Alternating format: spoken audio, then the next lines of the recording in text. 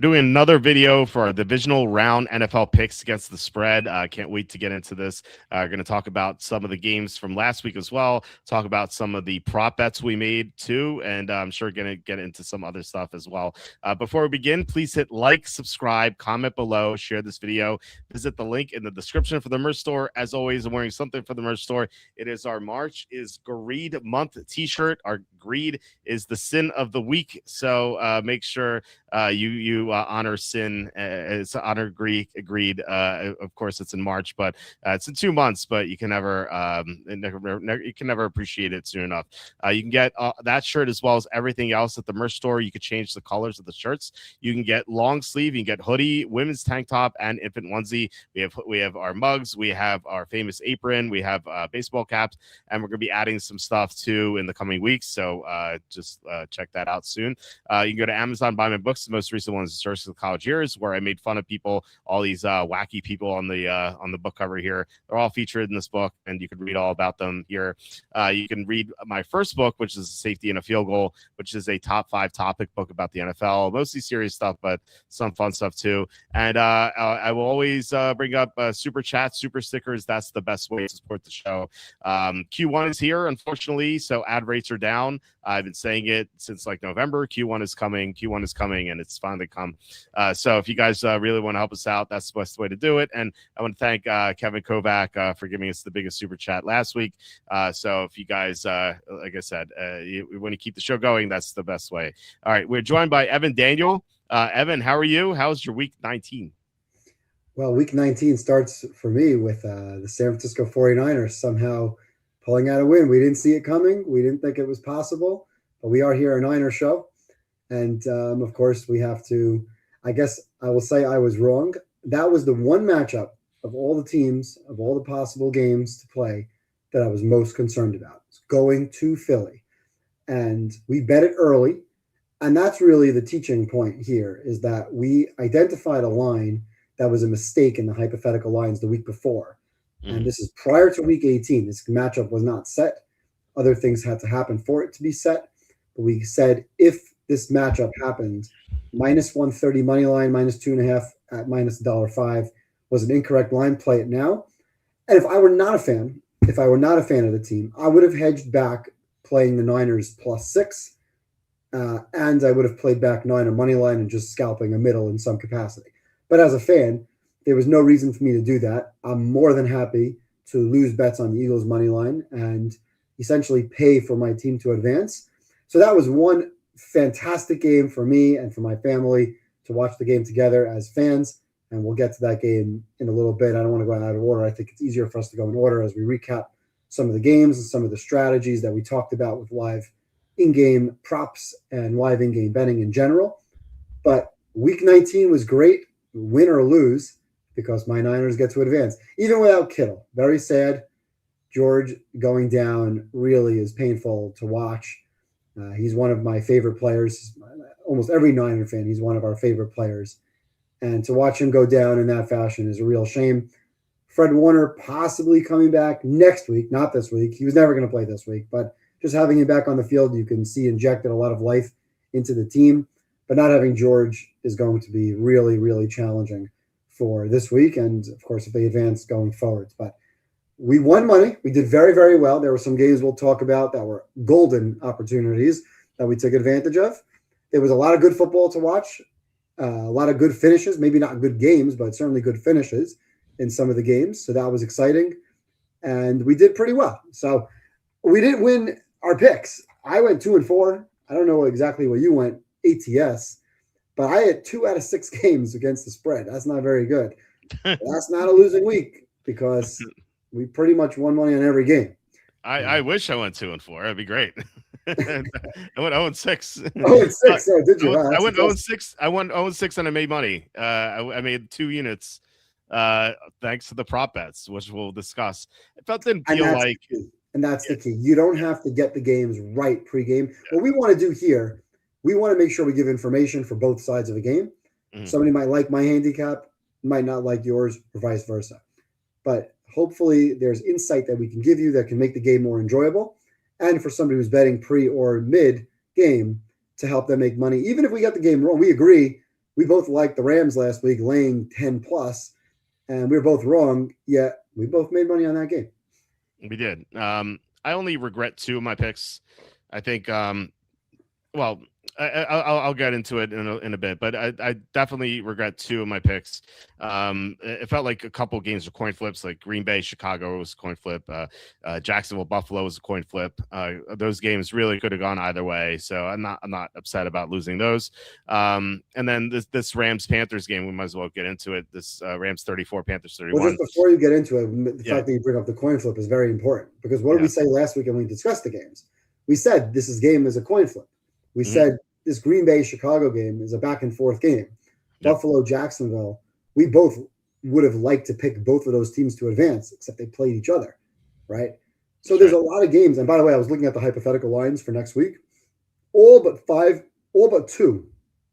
Every matchup you can come up with, except for the Seahawks games, or the Niners, if the Niners advance and play the Rams, or if the Bears play the Seahawks. Every single game next week is lined 1.5. So you talk about coin flips.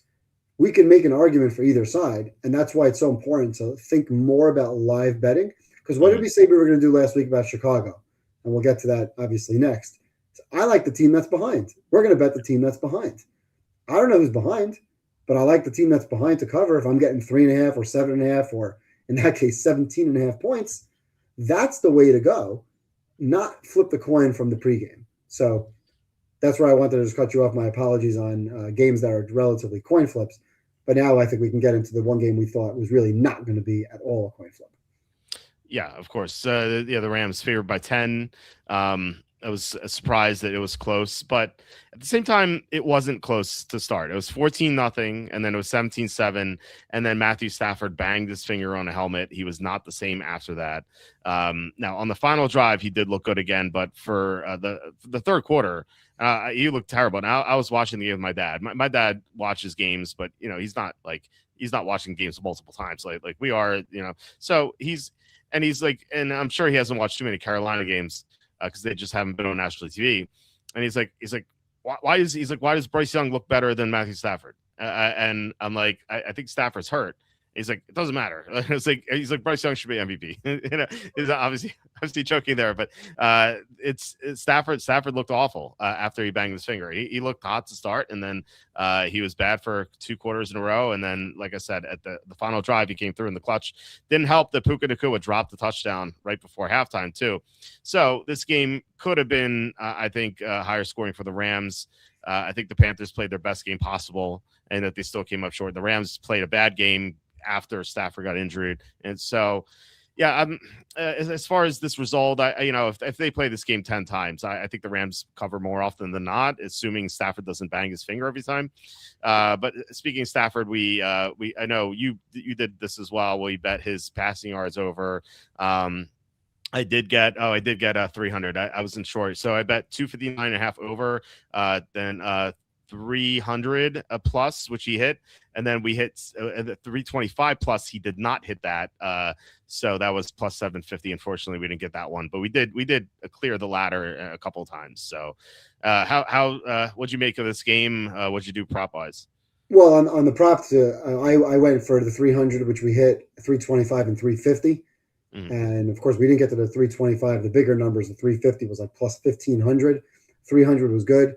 I also played Puka to get to 100 and 110. Sometimes when the ladders are so close together, I'll go half unit, even though I advocate for you to go full unit.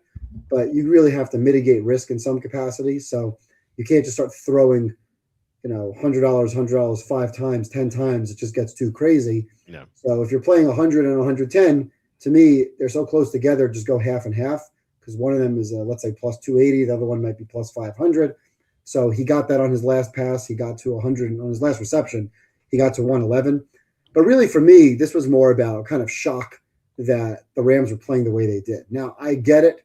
Stafford banged his finger. But it doesn't excuse the way that he played. And you brought up that he had some erratic passes. He threw a pick. That was a bad pick. And he also had a good last drive. He also had a good pass to Puka, who never drops those. So we can't make excuses for him on half the drives and then say, well, the pass to Puka, that wasn't anything to do with Stafford's finger. Stafford's pass was just fine. Puka just dropped the ball, which he never does. Stafford's finger was just fine on his last drive when he looked like an MVP.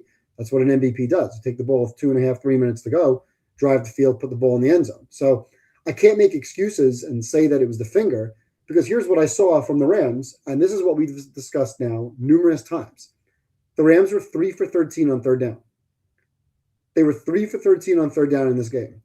Early in the game, there was 3rd and 1, stuffed, loss, 4th and 3, punt. The short yardage continues to be a major problem. And that's something that you have to factor in going forwards, because we've had to factor this in recent history, is this team is below average on third down in general. And when you really boil it down, and we don't have the numbers to break out the 3rd and 1, 3rd and 2s, but as we watch this week in, week out, the Rams continue to fail on 3rd and 1 or 3rd and 2. That's a major problem. The other thing that we noted in this game is the first game, the Panthers are great on 4th down. This game, what happens? The Panthers come out, first drive, 4th down in midfield. I think it was like 4th and 1. Incomplete. Rams ball. And when they went incomplete and the Rams took the ball and scored 4 plays later, I'm thinking, all right, there we go. We're covering this. And we probably cover this, you said, more often than not. I think we cover that line like 70% of the time. Because I think a lot of the variance, even with that 4th down and even with the Rams on the flip side missing the 3rd downs, those variances evened out. I think the biggest problem in this game was the Rams defense. The Rams defense gave up 31 points to Carolina. That's a big problem.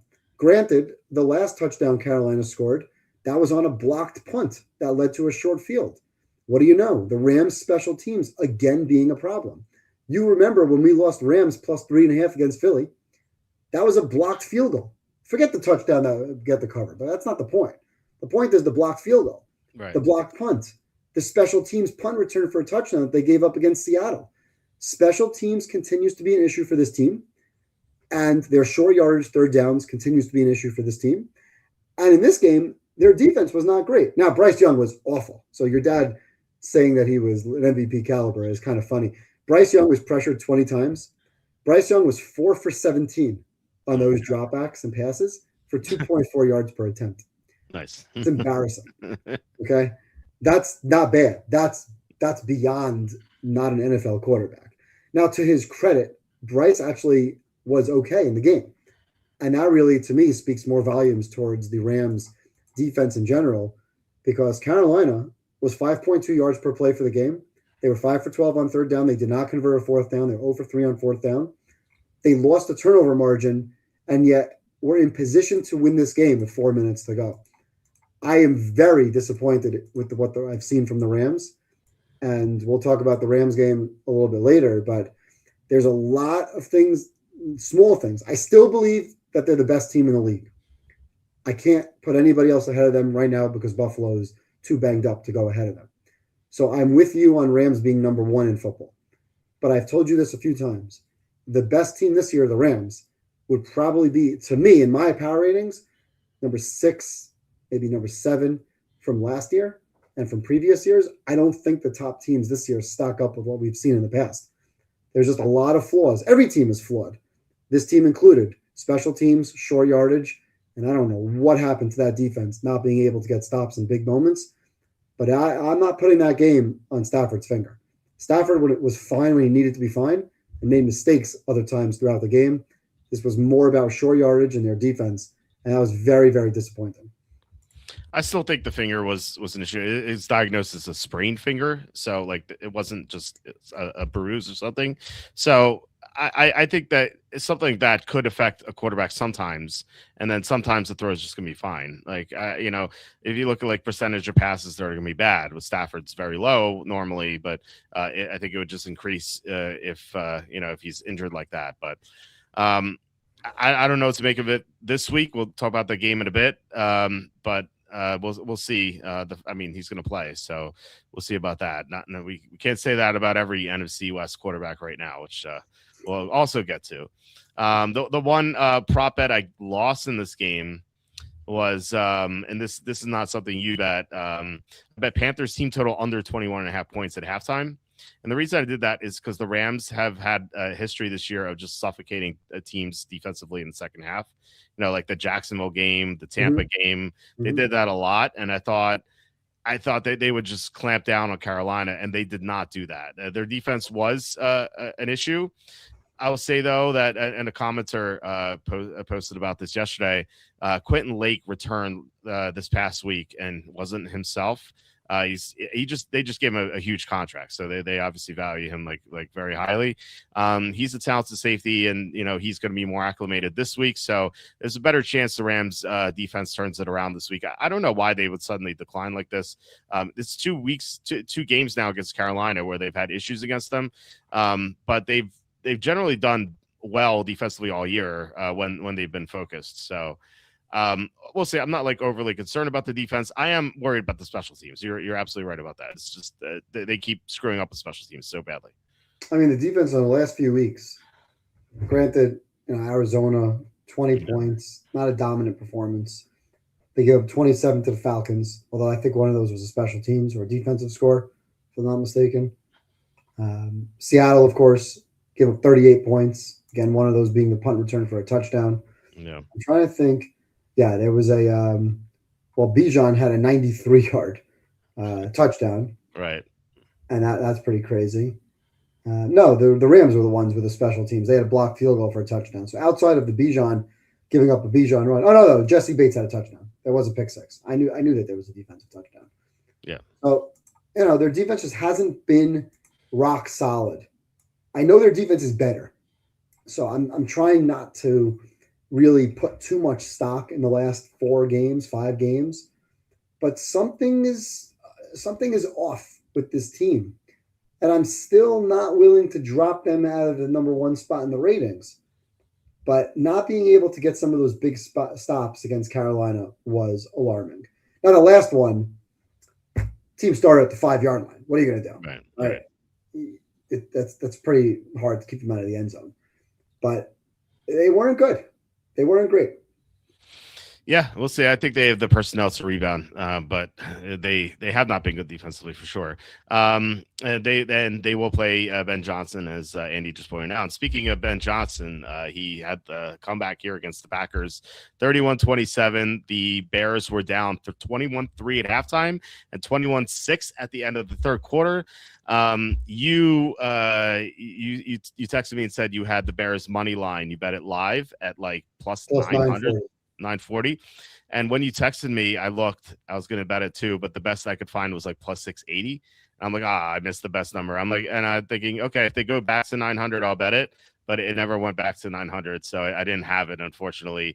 What I did have, though, we hit the ladder in this game, and this is why we had a winning week. It's going 0-6. We bet Jordan Love over 207.5 passing yards, which he cleared easily, and then 250 plus at plus 520, and 275 plus at plus 1100. So we hit an 11-1 at 275. I had 300 plus 300 also, plus 1500. He hit that, right? He cleared that. Nice, very cool. Did you go one unit on everything like with that? You did. I think I went on one of the ones that I think it was like plus 280. I think the 250. I went half unit because the payout wasn't great. I didn't really care. It was just another small bet. I figured I was very confident at halftime that Chicago was going to make some sort of a run, and the line was 17.5. And I figured, I said to you, let's play the plus 940 because why not? I think I texted you like, yeah, we're going to lose this, but what the hell? If they make a run, maybe it gets exciting. But I really did like the spread. And it was 21-6, and he threw a pick on 4th and 1. And I'm like, all right, this game's over.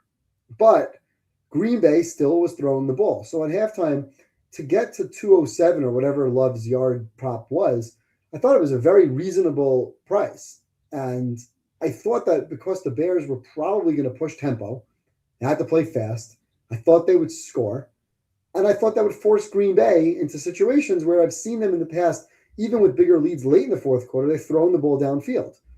A lot of that was maybe more with Kraft, but they're still throwing the ball downfield, as we saw. And I loved that line with Love. And then getting to the 300 number or some of the high 200s was really predicated on the Bears making it a game.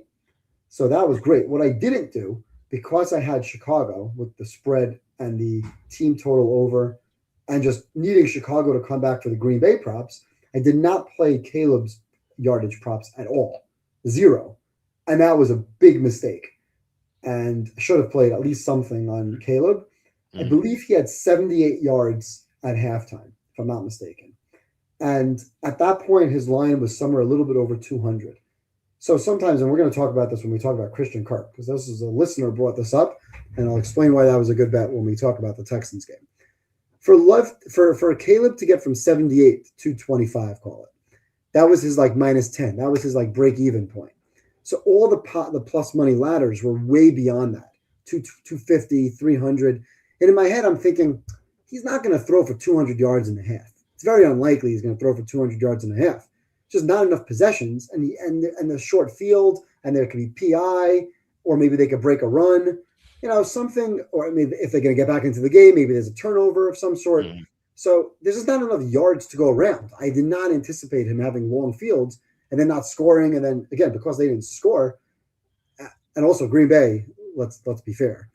2 occasions in a row, they were throwing the ball on early downs in the middle or late third quarter, and Jordan Love threw 2 passes that were intentional groundings. So they lost yards, and they stopped the clock. Just boneheaded play calling from LaFleur and poor execution from Jordan Love, who I've told you for years is a mediocre quarterback. There's no question about it. The guy's a mediocre quarterback. He's not a top 10 quarterback. He's somewhere in the 12 to 16 range, maybe a little bit worse. Anybody who disputes that, I'll have a nice argument with them. But he's not a top 10 quarterback, period. And he killed them in this game. It was poor play calling, and it was Love. But I never played the Caleb yards, and I never played the combo. That's something that I also like to play because it doesn't matter who has the ball. Maybe the Packers have the ball more. So you can't predict the time of possession. But I figure if you're playing the combos, you're always in possession to get towards your number. And I didn't do that. So we left some meat on the bone in this game. But just taking a step back on this game because the props were fantastic.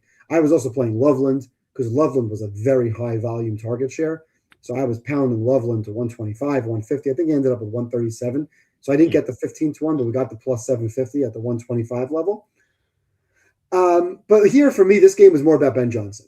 He came out in this game, and they ran a trick play on the opening kickoff. He had a guy pretending to run like an end around, and that they did not hand off. And then every drive was some sort of creative play.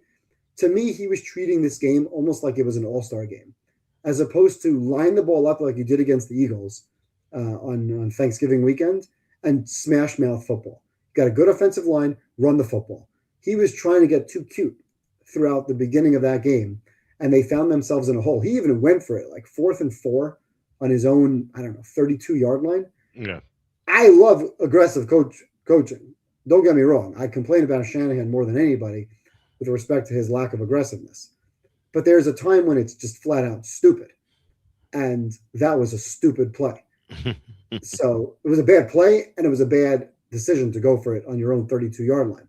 So I didn't think Ben Johnson had his best moments earlier in that game. Now, later in the game, he was a mastermind. The way they set up that play to DJ Moore for the touchdown was fantastic. Then you go to Caleb Williams. This guy made some unbelievably special plays. 4th and 8, rolling to his left, somehow finding a receiver. It's 27-16. If he doesn't complete that pass, the game's over. But he's able to complete that pass. But somehow, on 1st down, 2nd down, and 3rd down, he's a joke. So it's like, which Caleb do you get? And this is not game to game. This is like literally throw to throw.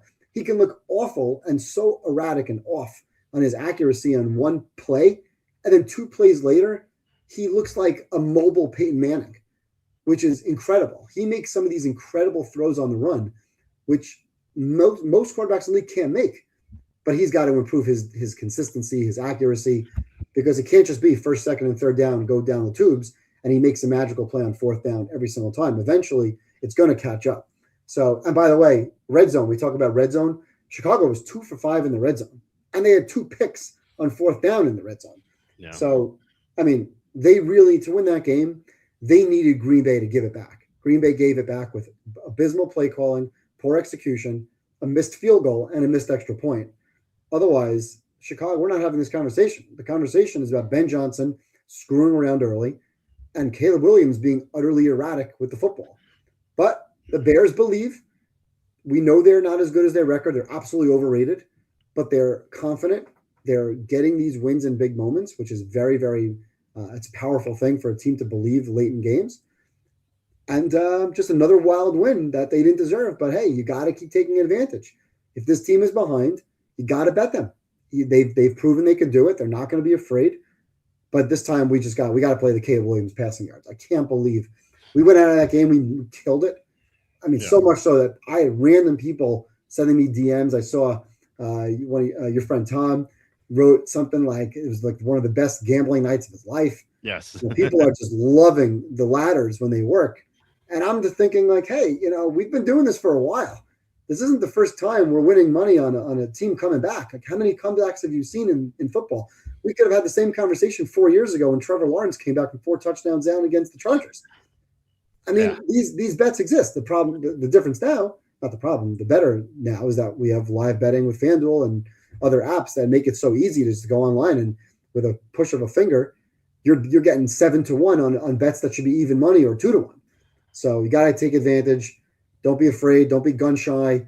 Teams that are behind, play it 1 or 2 times. Don't go crazy because you're going to lose. There's going to be games where we lose, but the games where you win, you really win heavy. Yeah. And that's what this game was all about. So the Bears advanced somehow. We did have Caleb Williams, but not passing yards. We had rushing yards, 21 plus rushing yards. He didn't run at all. I was very surprising about that. I did not bet the Bears money line because I didn't get the good odds, but I did bet live Bears plus 13.5. So we got that one. That was nice to get that. So yeah, we talked about that. Like whenever we saw 7.5 or more, we were going to bet either team, whichever one was behind. So yeah, I think we can have that same opportunity this week if the Bears are trailing. As you said, just bet them from behind because they tend to come back. That's what they do. And it has to be an automatic bet. You can't just think about it. You can't.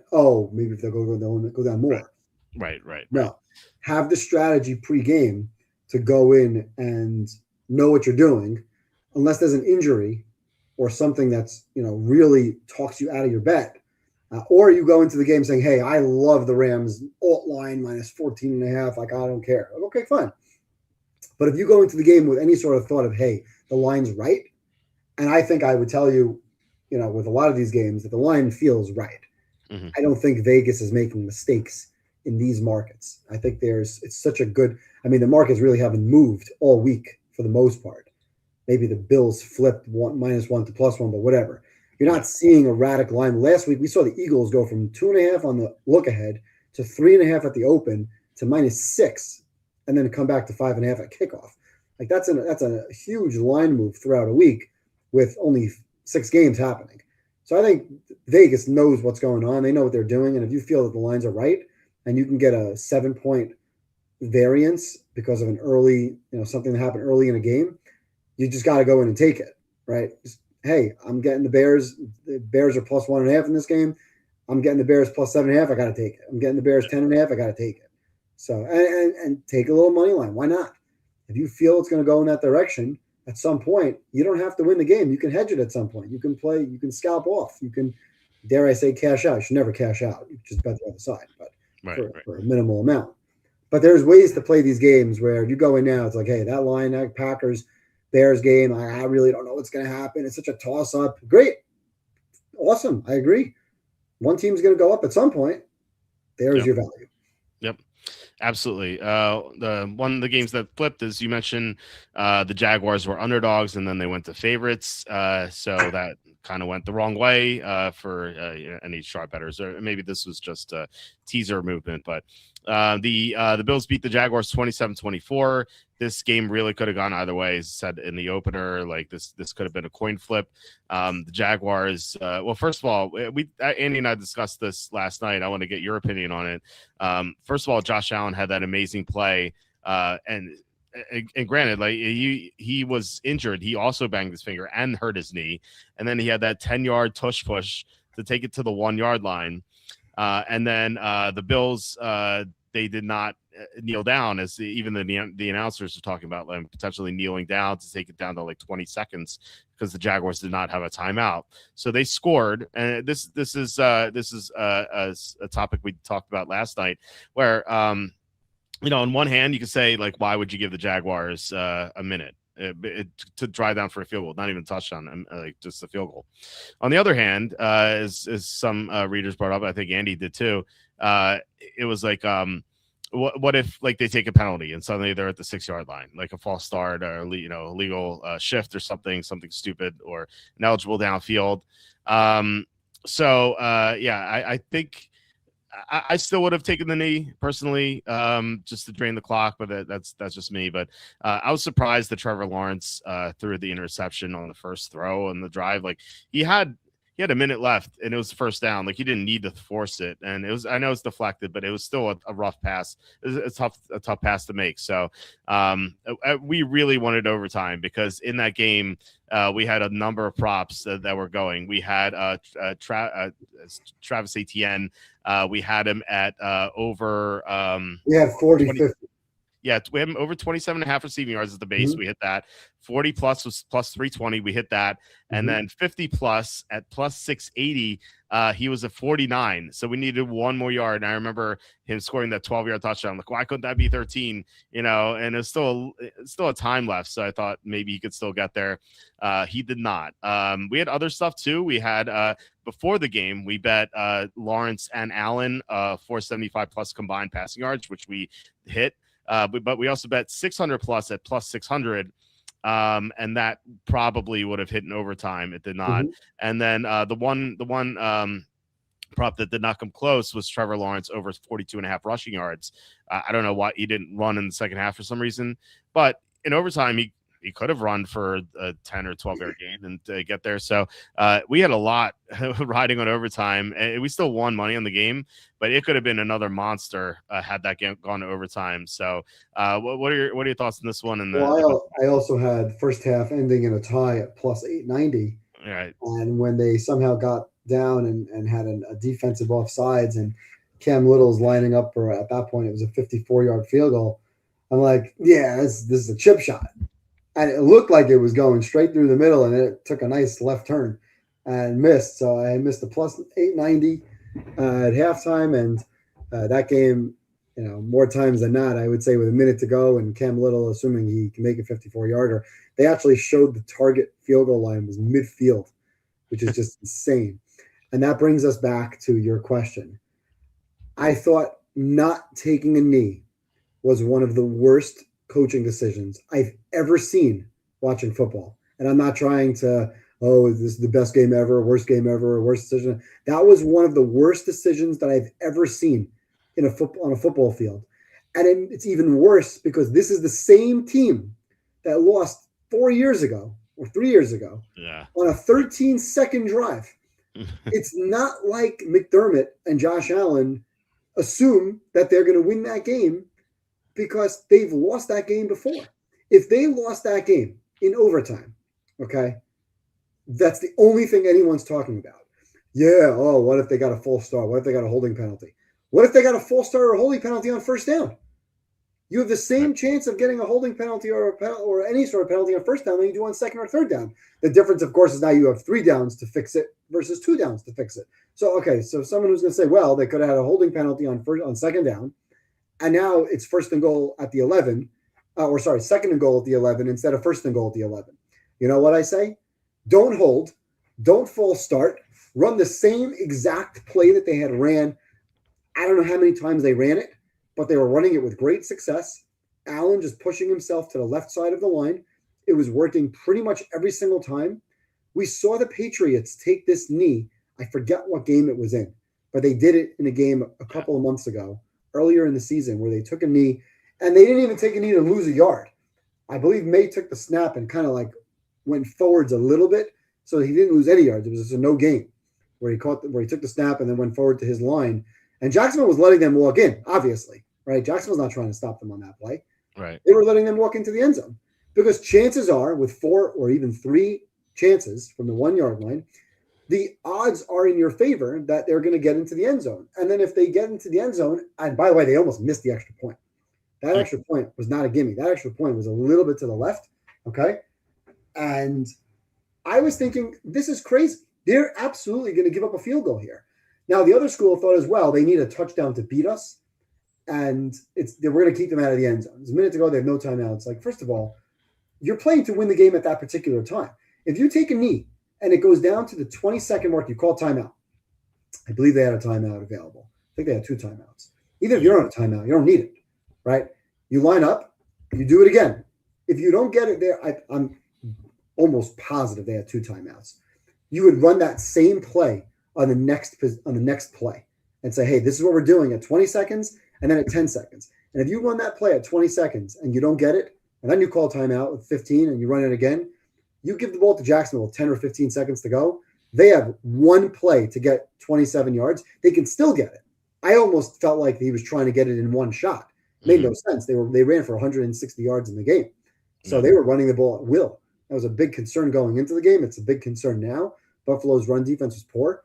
Lawrence didn't have his best game. Lawrence was not great. A couple of picks. Did they have a couple of fumbles? No, they didn't have any fumbles. Parker Washington was very good, but their run game was awesome. I thought with a minute to go, I get it not wanting to run the ball because, again, you're not playing for the field goal. They're probably looking to get the ball into field goal range and put that in their back pocket and then take some shots to get into the end zone, right? The goal was not to run the ball for 12 yards and then run the clock. So I understand not running the ball there, but again, on first down, I was very surprised that he took a shot over the middle. I thought maybe doing something maybe a little bit safer, but I can't fault them for being aggressive. But I cannot believe that McDermott, after losing with 13 seconds to go a couple of years ago, and I've heard people argue this, and I will not agree that it's correct. You cannot score on the first play there. You must take a knee and then take 3. You have 4 shots or you have 3 shots. And I'd rather take 3 shots with 20 seconds to go than 4 shots with a minute to go, where I know on the first play I'm giving them the ball. And you saw that target line. It was like, wow, they're 1 play to field goal range. They got bailed out. McDermott doesn't have to discuss it. They lose that game, he's getting fired the next day on that play. Yep. 100%. Yeah, I agree. I even texted you. We were talking about this via text. You're like, I would have taken a knee. I was like, I would have taken 2 knees and take it to 10 seconds. Make sure they don't get any opportunity. No, I do think the 1 knee was correct. I don't, and it was a great example that you brought up, the 13 seconds. Granted, the Jaguars don't have Mahomes, but still, they have the kicker with the longest distance in the NFL. So you just can't give them that much time. I thought that was a huge blunder on absolutely egregious move. I think the game Vrabel did, it might be wrong, was the Tennessee game right before halftime. Could be. Maybe I'm wrong. Was it before halftime? It was right before halftime. Yeah. Before halftime. Yeah, that's when he did Tennessee it. Yeah. Game? I'm just gonna quickly take a look. I'm not sure yet, but I do know it was right before halftime. So at least before I know halftime. that. Okay, let me see here. I just want to see before halftime. Yeah. Maybe it's the Atlanta game. I don't know. But I for some reason Tennessee before halftime, 39-yard touchdown pass in that game before half. Okay, so yeah, it was. But it was right before halftime. Yeah. Yeah. I don't know exactly when it was. Halftime. It was the November. It was against the Buccaneers. November 9, 2025. So with 1:44 left in the second quarter, Buccaneers had timeouts. The Patriots had first and goal at the 1. Instead of risking a turnover, he took a knee on the first down, and then they scored a touchdown. I see. Yeah. So Travion Henderson, left tackle. Mm-hmm. Oh no, wait. First and goal at the 1. Drake May up middle for no gain. Right, with 1:44. Yeah. So, and then they tried to score on second down and third down, didn't get it, and on fourth down they scored. Yep. So yeah, that worked. Andy asking what happens if there's a legal motion or legal formation on first down for the Bills. What happens if there's a legal motion or whatever on second down for the Bills? Right. Yeah, I think very easy to be a false start. Listen, there's very easy to be a false start any down. If you score on that play, you guarantee Jacksonville the ball with a minute to go. And here's the argument: like the Jaguars let the Bills score. The Jaguars wanted the Bills to score. 100%. If you're a Jaguars fan, you say, score immediately. I need the ball now. If And I you're a know this. Jaguars Yeah, fan, and I told you if we're negotiating, and I'm yeah, the coach, I'm McDermott, and you're Liam Cohn, and I say to you, "Hey, Liam, what do you want me to do here? We're going to take a knee." You would say back, "Please don't." right. Well, we know this because we wanted the game to go overtime, and I'm like, please let them score right away. That's what we wanted. So we know it. You have to trust that you have Josh Allen. You have Yeah. Josh Allen who has already done that tush push sneak multiple times without failing. Yeah. On the play before, he went for 10 yards on the same play. Yeah, he was You could have ran a tush push from the 5. right. Yeah, three tush pushes. You need what 1.67 yards per play from the 5, so to get there. So he can get. I always used to like the Tim Tebow play where, or whomever it was, but it was Tebow did this all the time because he couldn't throw. He would take the ball in the shotguns, take a shotgun quarterback draw. Mm. He did it. I mean, I'm going back to like his Florida days where he was unstoppable. Yeah. You put a player like Allen in that mold, and you're going to score more times than not. I will take my chances. I think every Bills fan in the world, when they scored, the first thing they thought of was, "Oh my God, there's a minute to go." Yeah, right. Exactly. Yeah. The Chiefs. And any Bills fan who didn't think that was not paying attention to when they lost to the Chiefs with 13 seconds left. Yeah. And I know you mentioned Mahomes. He's not Mahomes. But Trevor Lawrence has been playing great football the last couple of weeks. Yeah. Absolutely. Yeah. So we agree on that. You'll never convince me that was not only was it the wrong move, it was one of the worst moves I've ever seen. Yeah. And he says it would be different if the Bills are tied than the worst possible outcomes overtime. Something goes wrong, including a missed field goal. Don't agree. Yeah, I still think you have to go for it. I'm not even close to agreeing. Yeah. I think it's insane that they gave Jacksonville the ball in that situation. Insane. They were begging for that game to be tied. Oh yeah. I was hoping the game would be tied just to have the conversation about how stupid it was. Because I don't think there's been enough media conversation about that move. No. I've seen some professional bettors talking about it. I think the announcers even spoke about it. I forget who the announcers were. That was Romo and Nance. Romo was drunk before that game. He said he was sick or something. Maybe he took some medicine. He sounded sick. He said, "I think the Jaguars have a chance. Don't count them out."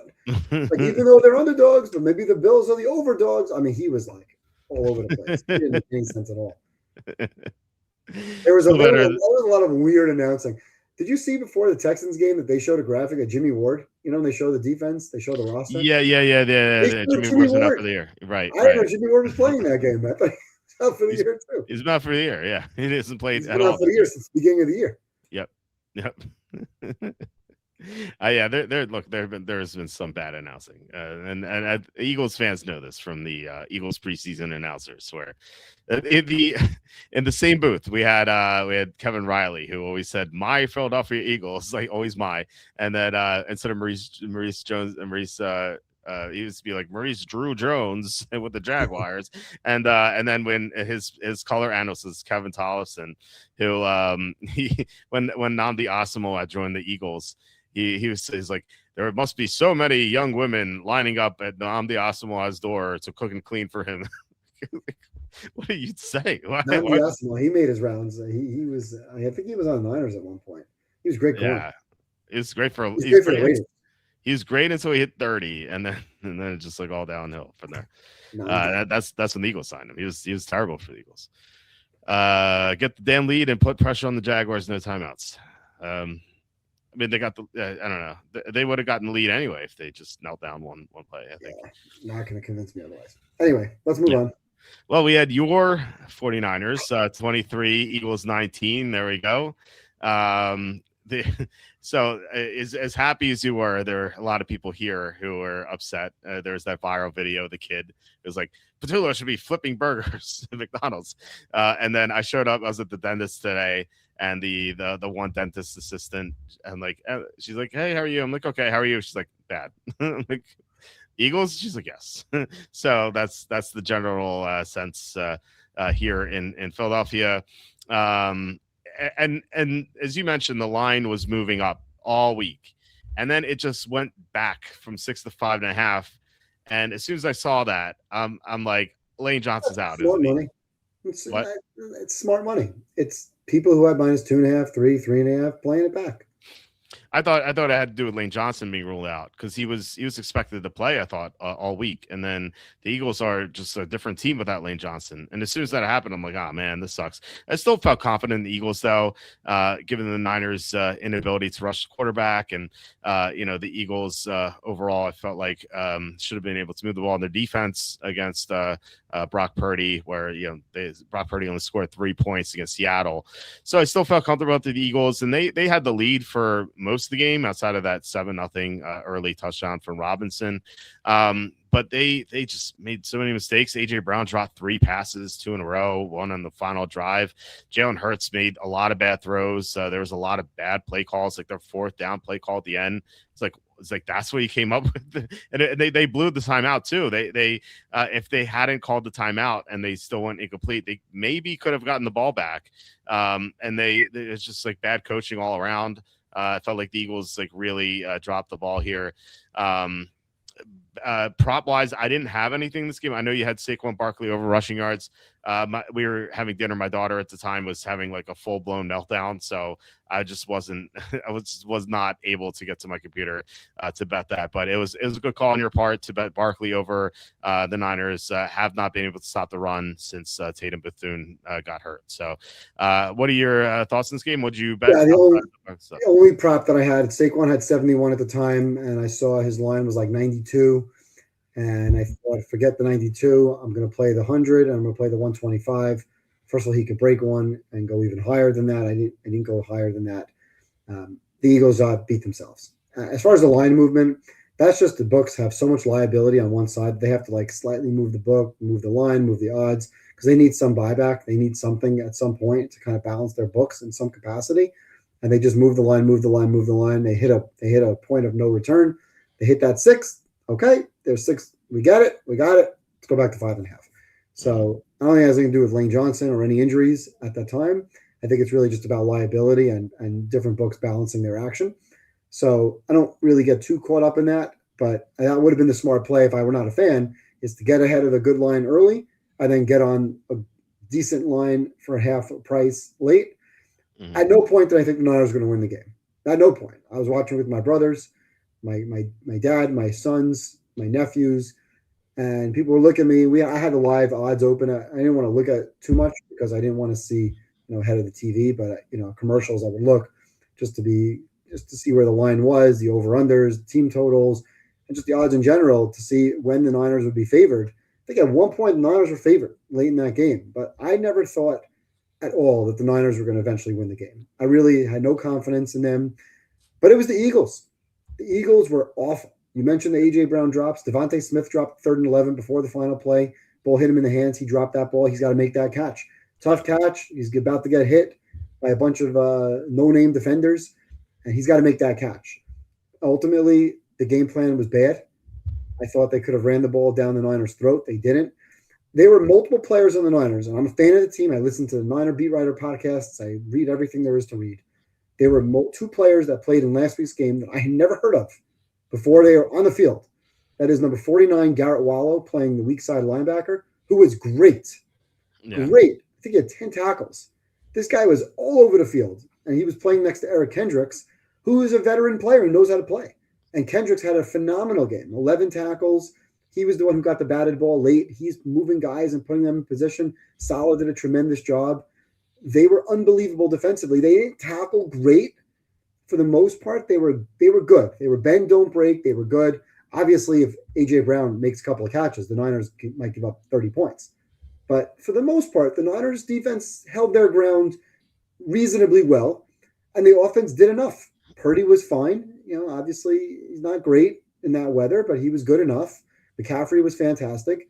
And really, it just came down to the Eagles' play calling. I was shocked that they burned a timeout before 4th down, because I thought that they were not going to convert 4th down. I was just worried about a penalty. I'm thinking they're going to, I said this out loud. I said, they're not going to get this. And the Niners are going to go 3 and out. And then on the next drive, the Eagles are going to score. And I was thinking, Okay, the Eagles would get the ball back with like 50 seconds or 30 seconds to go with no timeouts in midfield, and then I'm going to bet them like 8-1. Mm-hmm. That's what I was thinking in my head, what I was going to do. And then he burns a timeout, and I'm thinking, oh man, so this is the game now. So now I'm thinking it's the game, and now I'm just thinking, please don't hold, please don't throw some stupid penalty. And I can't believe it. I got away with it. The one thing that I saw in this game that really pissed me off, and something that I talk about all the time, and Shanahan was great. Pre-game, mid-game, the play calling, great. Can't complain anything he did other than earlier in the game, 4th and 2 at the 9-yard line. Eagles go for it. Goddard, touchdown. The very next drive, the Niners 4th and 2 at the 20-yard line or whatever it was, 19-yard line. They're on the field. They're going for it. And all of a sudden there's a timeout. And we're all looking around thinking like, he's not kicking a field goal. I'm like, no. He's not crazy enough to kick a field goal. And then he comes out and he kicks a field goal. I know, it made no sense. And it's like, and for the most part, that was the difference in the game. And I remember thinking when they were down 6, I'm like, you know what? They would have been down 2, and they would have settled for a stupid field goal to go up 1. I'd rather get the touchdown now that I'd rather be down 6 than 2. I don't know. It's like weird, gambler's math. That I hate being up by 6. And if the Niners were down by anything less than that, they wouldn't have played for a touchdown. They would have been playing for a field goal. So that was something that I was really annoyed about, was that situation of kicking a field goal. And the other thing I would say about this game, in addition to coaching for Philadelphia, is their penalties. The Niners had 1 penalty all game, and it was a bad call. It was a relatively late hit. It wasn't really a late hit on Hurts. 1 penalty. That is great coaching for everybody, coordinators, everybody. And the Eagles, on the flip side, had multiple holding penalties on offense, setting them back, and had huge penalties on defense. They had a sack of Purdy on a 2nd and 6. It would have been 3rd and 10 or 3rd and 11 on the Niners, one of their last drives. And instead of a sack, it ended up being a holding penalty for a first down. Yeah. So I thought the Eagles' penalties killed them, the drops killed them, the coaching killed them. The Eagles lost the game, and the Niners found a way to hold on, and we move on. Niners outcoached them. They outcoached them by a mile. So that was the difference for sure. And Eagles just made a lot of mistakes. And I think if Lane Johnson plays, there's a much better chance that they win. But maybe he's not 100%. So I guess you really don't know. But I thought Colin Coward said Shanahan is playing chess, and Sirianni was playing with crayons. That's what he said. Yeah. By the way, they didn't fire Petula. Oh yeah, they reassigned him or something. Yeah, they just demoted him somewhere. They put him in the basement. Someone said we could find something for him. He could sell concessions. Yeah, we need right. Yeah, that's what I said yesterday. I was like, they could put him in the hot dog stand. Yeah, let him walk around the field. Let him be Big Dom's assistant or whatever it is. He certainly can't be calling plays for the offense. What if he's in the basement of the stadium? And he's like, my stapler. It was a stapler. Right. So anyway, we had the Sunday night game, which I missed a huge portion of this. I rewatched it after. My son just kept getting out of bed over and over and over again. And then eventually he watched the end of the game with me. I'm like, I have to watch something here. I was like, you have to, you're just going to sit on the couch there. And he had this blanket on him. And I was like, do you like the blue and gold team is the Chargers and blue and red team's the Patriots? And he's like, why are they the Chargers? I'm like, I don't know. But I was like, what is that? You came up with why are they the Chargers? Okay. Right. And not why is Justin Herbert not throwing to open receivers, but why are they the Chargers? I like that. Yeah. And I was like, oh, what's the score? And so he just turned 4, so he can't subtract yet. But, eventually he'll be able to do that. Anyway, the Patriots won this game 16-3. This is the first of 2 games or picks that I regret. Just because I knew the Chargers blocking was terrible heading into this game, and I don't know why I didn't really like factor that into my handicap. I mean, I guess I did, but I still bet the Chargers to cover, and they didn't. It was clear the Patriots were the better team. It's not like they were favored by that much, so it should have been Patriots all the way. But anyway, Justin Herbert was terrible in this game. He was pressured a lot, especially toward the end, but he missed some throws. He was really bad. The Chargers really couldn't get anything. Drake made some mistakes. He had the fumble. He had the interception, but he made a big play in the touchdown to Henry. So he came through in the clutch. And Speaking of Drake May, we had his props. We had a live bet on Drake May passing yards. We had what, a 225 plus at plus 210. His base was 199.5 at minus 114, and then 250 plus was plus 490. So we hit the ladder. That was our second ladder that we hit of the week. Unfortunately, it was only plus 490, but still, I'll definitely take it. So that was nice. We did miss on, or at least I don't know if you bet. You didn't have the rushing? I also had the rushing, yes. Okay, yeah. I had the rushing. We missed on the rushing. He had 67.5 rushing as the base, which we missed, and we also had 80 and 90, which we obviously missed too. But well, we lost. He had 69 yards, and then right. I almost forgot. How do I forget about that? It's going to go in the bad beat. It's going to go in the bad beat book. Yeah, that's a bad beat. And I was knees and we lost. We were ahead. He could have taken one knee, but not two or three. Yeah, I was doing the math. I'm like, okay, Chargers, please hold them to a third down, and then we could be okay. And of course, I think it was Henderson who ran for like a first down. Yep. It was like 2nd and 9. He ran for a first down. I'm like, oh no. And I'm like, I was almost afraid to look because CBS tracker's ahead. I was like, maybe they'll put in the backup to take the knee, like one knee curtain call, goodbye. Like, how great would that have been? But no, unfortunately, we lost the rushing yards on that. But look, still a profitable game because we hit the ladder. So what happened here for you? What are your thoughts on this game, and what'd you bet otherwise? There was not much to bet in this game. I was a little bit too giddy in the first half from the Niner game that I wasn't super focused on this game until really halftime. When I rewatched the game, and I actually sent you a clip, and I'll call out Ben Solak, who does a great job with this. There's an 8-minute video where he really shows quarterback pocket from the old 22. And what he pointed out, and what was pretty noticeable when I rewatched the game, Herbert was gun shy. He was awful. And you don't see this when you watch the game, especially when you watch what I like to watch on the condensed game. It takes 35, 40 minutes to watch a game. It goes play to play to play to play. And you really don't see replays. You don't get to see downfield. So you can't see when you're rewatching the game, and you really can't see in the broadcast either, that guys are wide open downfield. When he is looking at somebody and then he takes off and runs, he bails out of the pocket early. He actually, for the game, averaged over 3 seconds to throw the ball, even though for the most part he was under massive pressure. Obviously, took 6 sacks. They were 1 for 10 on third down, which is terrible. They were 3.5 yards per play. But there were at least 4, if not more, plays that Herbert probably wants back. There was one play that was so bad. Ladd McConkey was so wide open by himself. That would have been a 50-yard touchdown pass or a 60-yard touchdown pass. I think it was 68 to be exact, 32-yard line. And Herbert just bailed out of the pocket. He saw his progressions, went through, and ended up running for a couple of yards. Ladd McConkey was so surprised that he actually turned to look behind him to think, like, was somebody there that I didn't see? And then you see his body reaction, his energy, like shoulder, like, oh my God, like I have a touchdown. Just put the ball in the air and it's a touchdown.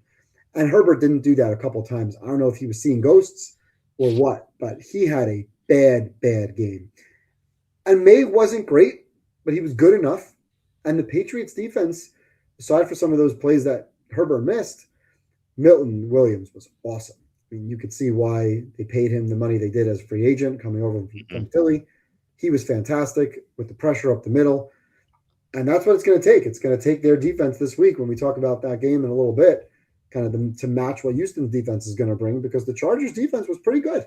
The Patriots, it's not like they put up 30 points, 16 points. You tell me the Chargers gave up 16, I'll take that plus 3.5 every single time. That's true. And I thought that they were going to cover this game. I thought they were going to make it a game. I thought they were going to make it 16-10, and it was going to be exciting. May would have to make some plays and keep the ball. And the Chargers, I mean, every time they got close, I mean, that last drive for the Chargers, they ended up taking a bunch of sacks. And all of a sudden, it's 4th down, and takes a sack again on 4th down, and it's over. So I was a little disappointed. That game was kind of junky. Really, I like Herbert a lot. I think Herbert's a top 10 quarterback for sure.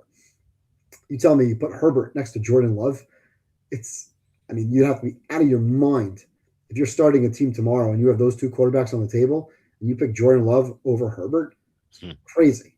Absolutely crazy. I understand Herbert is 0 for 3 and been bad in a couple of playoff games, but he is so talented. I think he's such a great quarterback. I think he's a good leader. I mean, at some point, he doesn't have an offensive line, but at some point, you got to make the throws that were there, and he didn't make them.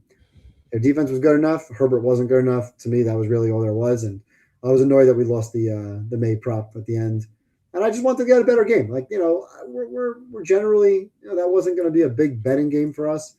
There was really not much to do with the quarterback passing, and there was nobody really getting receiving yards. I mean, Ramondre Stevenson was the leading receiver in the game. McConkey didn't do much, and it was hard to bet Herbert or any of his receivers at all, given their lack of productivity, and they just didn't have the ball. 1 for 10 on third down is not a way to win the game.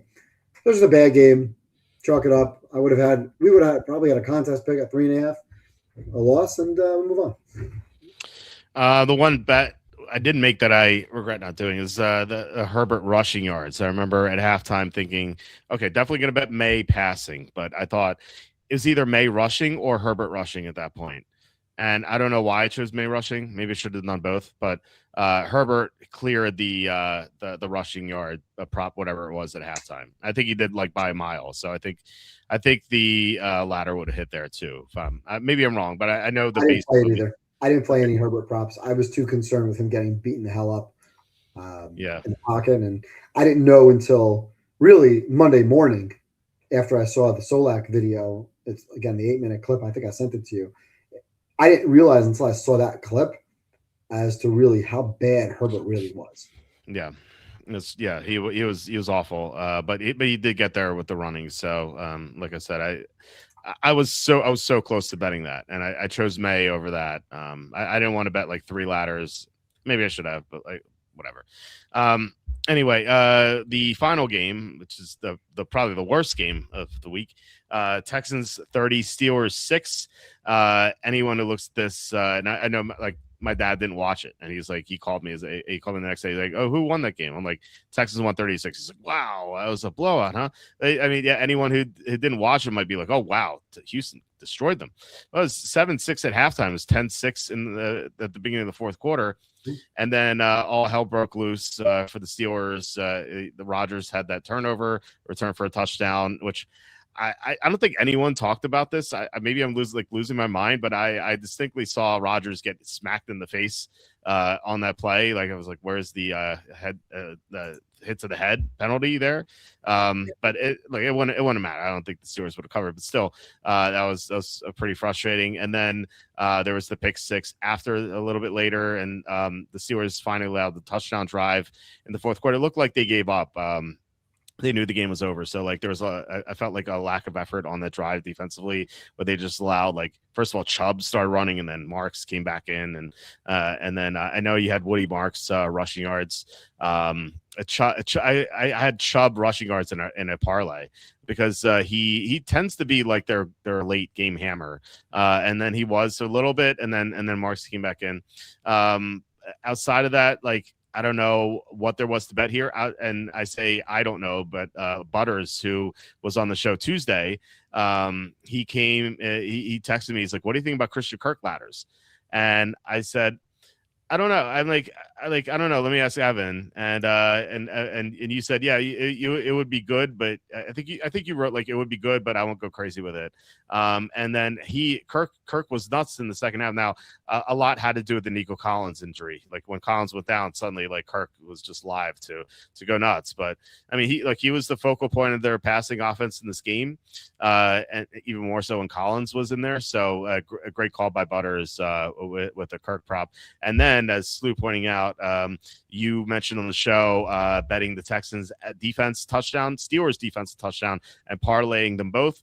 Unfortunately, the Steelers didn't score defensively, but you still hit the Texans defense. Plus 850. 850. That's awesome. I forgot about it. I love the call. I completely forgot to do it, and I was just kicking myself because as soon as that happened, I'm like, "Oh wow, I forgot to bet this." So I guess I could have done it live too if I remember, but I just completely forgot about it. So great call by you there. So great call by you with that. Great call by Butters with the Kirk. So what are your thoughts on this game and the props? Well, we were on Pittsburgh +3, and I thought the game was going exactly how I thought it would go, with neither team really able to do much. Pittsburgh got the ball at one possession, starting at the 45, 47-yard line, couldn't do anything with it. Stroud was bad in the game. Stroud fumbled 5 times. Yeah. Okay. Now, he recovered 3 of them or 2 of them. How many fumbles did he end up losing? I forgot. I think he had Stroud lost 2. two lost fumbles and a pick, right? He had 3 Yeah, turnovers. he recovered a bunch of them. He threw a pick, so he was pretty bad. That was a disappointing performance by Stroud in that game. I was on the Woody Marks when they took the lead. I decided to play Woody Marks to get to 100 yards, which he eventually did. I was surprised, and you got this right, that Chubb would be such a focal point. I didn't think that Chubb would be getting those carries. I thought they would want to give Woody Marks the ball to get him to 100 yards, and ultimately, eventually, they did. So that was good. And then, yeah, you texted. Kirk wasn't on my radar as somebody to really play. Again, I was rooting for Pittsburgh. My wife's a Steeler fan. I was rooting for her. I wanted the Steelers to win the game. So I really didn't have Christian Kirk on my bingo card as somebody that I was paying attention to. But what I did was, once Nico went down, and I looked at the number, and this is a lesson to learn here, because at the time, I think he had 58 yards, Kirk. 58, 60 yards, something in that ballpark. Yeah, something like that. And I looked at him like, what's the line? And the line was 66 and a half. Mm-hmm. And this is how you know to take ladders, because the line is only 6 more yards. But on one catch, he can go for 20 or 30, which is pretty much what happened later.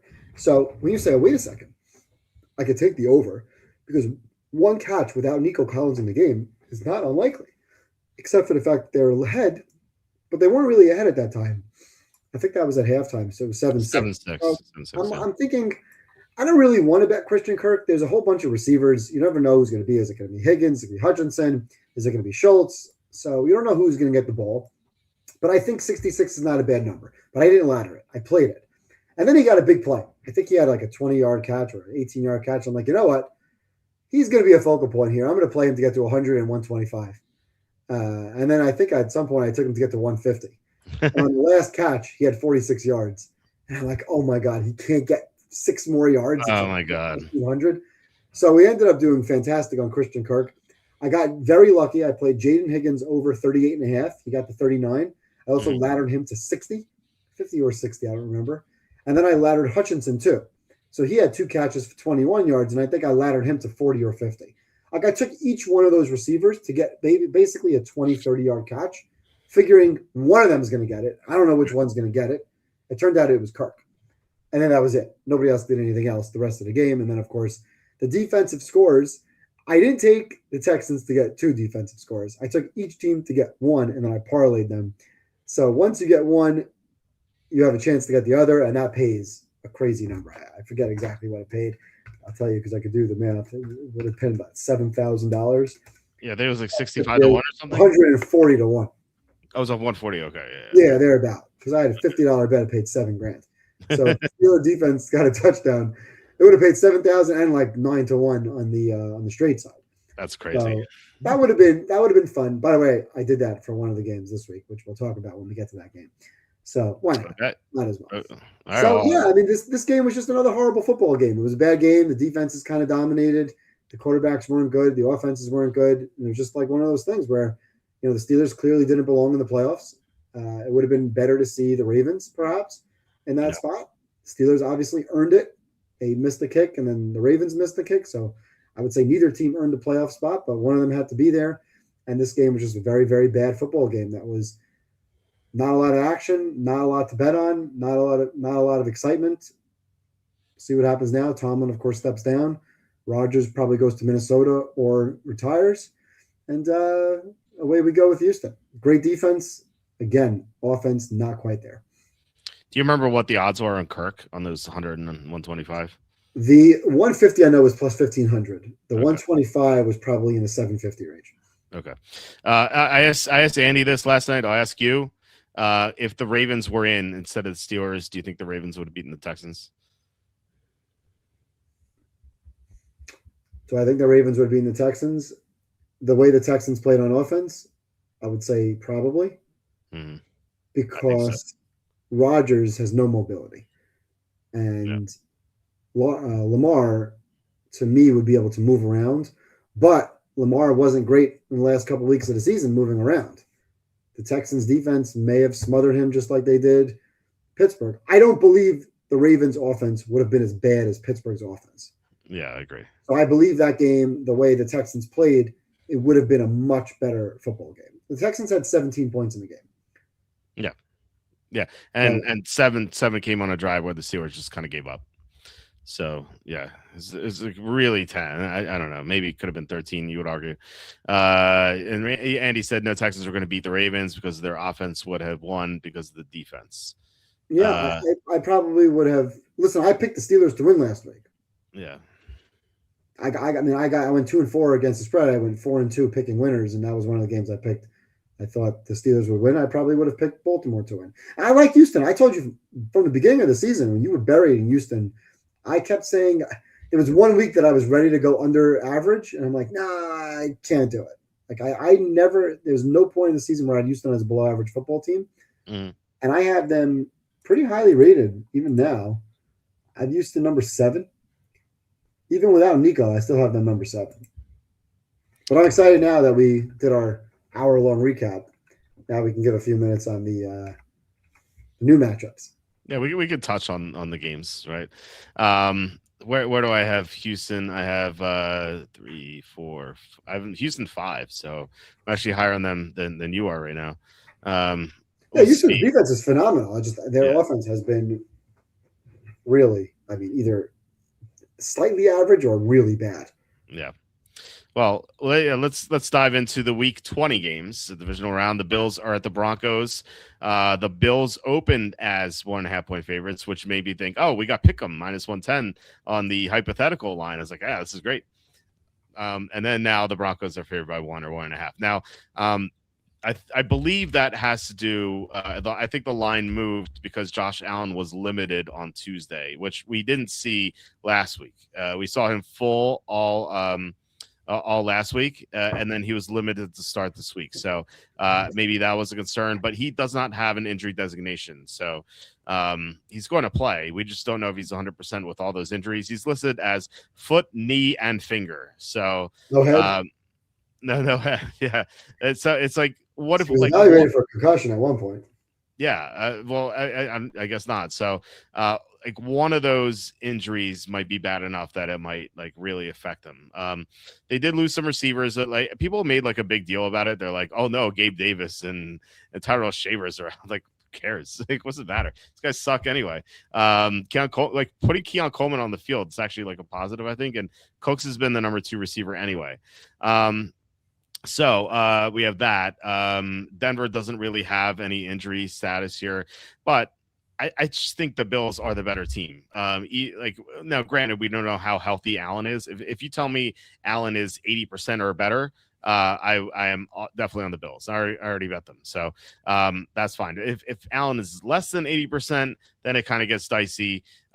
Denver's defense is good. I don't think they're great. If you just look at, we had this discussion, I think, with Butters on Tuesday when we were looking at fantasy stuff for this week, DFS. Anytime Denver has gone against a good quarterback this year, they've been shredded. Like, week 16 against Jacksonville, Lawrence was great against them. The week before, Love was doing great until Watson got hurt. You can look at this is not even a good quarterback, but Mariota was torching the Broncos. Like the Denver has not been this defensive behemoth that like Houston has been or Seattle has been. Like they're definitely a notch below, in my opinion. And so I think Allen could have success in this game if he's completely healthy.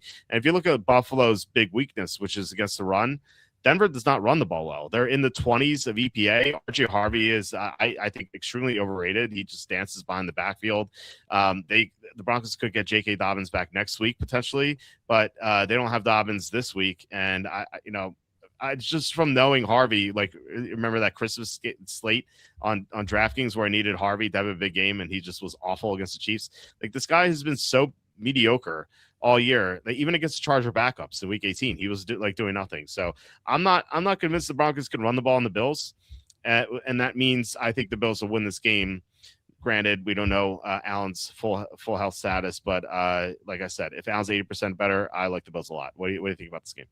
So like we said last week, we have to make an assumption that Allen's going to be fine, even if he's banged up, which he is. Clearly, he's not running as fast. But he's still going to put on the cape and do what he needs to do. So we have to handicap the game based on the assumption that he'll be 80%, right? Whether he's 60% or 90%, we have to handicap the game based on the assumption he's going to be okay. So Buffalo's win, we talked about resumes last week. Buffalo's win added to their resume of quality wins. I thought Buffalo already had a whole bunch of quality wins on the season. Now they have 6. Denver, you mentioned it. They were only 3-3 this year against good teams or above average team, and they had 5 quality games overall. Their best win, obviously, the comeback against the Eagles when the Eagles kind of went to sleep. They had the close win against Kansas City. I'm not referring to the Oladukin Kansas City, which was a pathetic win, but the good win that they had earlier in the season. And of course, you mentioned the Green Bay game when that was the game where Watson got hurt in the middle. And I don't know if that was a good, I guess it was a pretty good win. In that game, if you remember, everyone said how great Nix was. Nix threw 4 touchdown passes, and he was good on for most of the game. But he also threw 3 balls on the last 2 drives that should have been picked off that weren't. But I'll give them a quality win for that. But for the most part, this has been an overrated team. I have Denver now rated as the worst team left in the playoffs out of the 8 teams. And their bad loss to Jacksonville recently was not impressive. Unimpressive against the Raiders. Oladukin, as we mentioned. They didn't do great against the Chargers last week of the season. They almost didn't cover that game with about 19 points.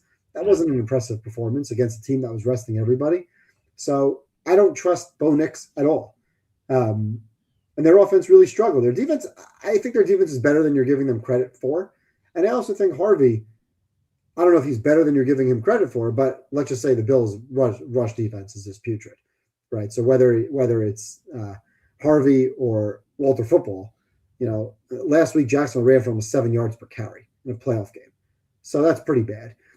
Beat the Colts in 60 minutes when they were good. You forget that on the drive before that, there was a pass interference in the end zone that wasn't called for the Colts, who should have been up by more than that 1 point. But, we can only think about the last play, which obviously was a crazy call as time expired. But there were other factors throughout that game that they shouldn't have won that game. So the right team ended up winning that game. To me, this game is really the key factor to me is red zone. Buffalo is number 3 in the red zone offense, and Denver is number 1 red zone defense. So again, we could talk about quality of opponent, but if we have a situation where Buffalo gets into the red zone and they're not putting points on the board, and last year when they played in this exact matchup, Buffalo was 1 for 5 in the red zone. Now they won the game 31-7. They did trail 7-0. It was not that much of a different team. When you really think about it, Buffalo is not that much of a different roster. Some guys on defense may be banged up, and we mentioned some guys on offensively, but it's not like he's throwing the ball to Jerry Rice or Puka Nacua anyway. It's travesty what kind of players he's throwing the ball to. Allen is making magic with a bunch of nobodies. If you think back to last year, do you want to guess who the leading receiver was in that game? Was it? It wasn't Amari Cooper, was it? I mean, he was kind of decrepit at that point. I don't know. Was Curtis Samuel? Oh, right. I forgot about 68 yards receiving. Yeah. So, like I said, he's not throwing the ball to the best receivers in the league. And Nico Collins, who's a great receiver, is potentially out. If you told me he's throwing the ball to this guy and this guy's down now, it's a big problem. He's losing Gabe Davis and he's losing Tyrell Shavers. He's losing players. You know who Brock Purdy was throwing the ball to? Demarcus Robinson had 100 yards receiving last week. Josh Allen threw a pass to Frank Gore Jr. last week. Okay? That's right. So he's going to make plays. Allen will make plays, but will they convert in the red zone? Because they've been great in the red zone this year offensively, as has Denver defensively. But last year they were 1 for 5. That game is an ugly game if they convert some of those into touchdowns. They win that game by almost 40 if they get touchdowns instead of kicking a whole bunch of field goals. So that to me is the number one factor looking into this game, because I really don't think Denver's offense is going to be able to hang with Buffalo. If Buffalo does what Buffalo can do, you get maybe 27, 30, 31 points. I don't think Denver can hang with them. If Denver wins this game, it's going to be 23-20. It's not going to be 34-26 or 34-31. It's not going to be 27-24. I don't think Denver can put up those kinds of points. So this really, to me, comes down to Josh Allen making mistakes. The games that Buffalo has lost this year, it's when Cook's putting the ball on the floor or Allen's throwing stupid picks or trying to do too much if they fall behind. Otherwise, I'm shocked that this line is what it is. Even with injuries, I would have made this line Buffalo -3. That's where I had the line. And that's not a crazy spread, right? You make a line 3 and the line is +1.5, -1.5. What's the difference? It's a pick 'em price. Right. But I think Buffalo is significantly the better team. And I still give 2.5 points for Denver being at home. And I would still make Buffalo -3. and I would still lay the -3. So I'm getting 1.5. If Allen's hurt and they lose the game, so be it. I have a chance to bet Allen. I told you this last week. I was going to bet Allen to win last week. I did bet Jacksonville in the first half, and I bet the first half tie, so I did lose that. But I'm going to bet Buffalo every single week that they're playing football from here until the end. If Allen's hurt and they lose, I'll lose. If they're going to continue, I'm going to bet the best quarterback in football, or a top 2 quarterback in football, and by far the best quarterback left in this playoffs, every single time that he's a pick and price until he's out. So to me, this is a no-brainer. Yeah, I feel the same way. I'm even more bullish on the Bills in comparison to what the line, what I believe it should be. I made this line 5.5, so I was like way off on this. But I've been anti Denver all year. I just think that they have been complete frauds. I mean, they're like it's one thing to have a couple games where you don't win by margin. Every team has that, right? But they've had so many games this year, like. They beat the Raiders 10-7 on Thursday night. Jets 13-11. Granted, international game, fine. Titans 20-12. The Redskins with Mariota 27-26. Giants at home 33-32. The Chris Oludekon Chiefs 20-13. That was lost that game. Right. The backup Chargers resting all their starters 19-3. And that was like a 13-3 for like most of the game. Like, did you mention the Giants game? I think you did. Yeah, 33-32. Yeah. This is like they've had 2 convincing wins all year. One was against the Jake Browning Bengals on Monday night, and the second one was against the Cowboys randomly, 44-24 at home. I don't know what happened to Dallas. Or maybe it's don't play well in the altitude. But outside of that, they have not had a convincing win all year, and I think Buffalo is just a better team. And my only concern is Josh Allen's health. And yeah. So we are glad to hear we agree on this one. I think we've been very good with Denver this year because we were on them in that Cincinnati game. Yeah. And we were against them in the Jaguars game. We were against them in some of the other games where they were laying larger points. Mm-hmm. They almost lost to Tennessee week 1. Remember, they were up by 1. Tennessee had the ball in Denver territory late in that game before they took 2 back-to-back sacks. Now, Denver's got a good defense. I know you called them Paper Tiger a few times, and they didn't perform great in certain instances. I still think Denver is one of the better defenses in the league. They're not Houston's defense, but they're a good defense. I don't think their defense matters. I think, to me, it's really about Allen. If Allen's fine, he's going to do what he needs to do to score. You put any professional football players on offense around him, offensively, and he's going to find a way to make plays. Brandon Cooks, who's not any good, was making plays downfield last week. Frank Gore had a pass on the sideline. James Cook, will be just fine. He could still throw the ball to Knox and Kincaid, guys who have been his security blankets now for a couple of years in the playoffs. Mm-hmm. He's got a very good offensive line, and he will run the ball despite the injuries, despite getting bashed in the head, banging his finger, hurting his knee, having a bum wheel. He's still willing to run the ball when he needs to. If it's 3rd and 1, 3rd and 2, 4th and 1. My only concern with this team, it's not Allen's health right now. It's the coach late in games forgetting about how to coach. And we can argue, and we don't have to go around circles about this again.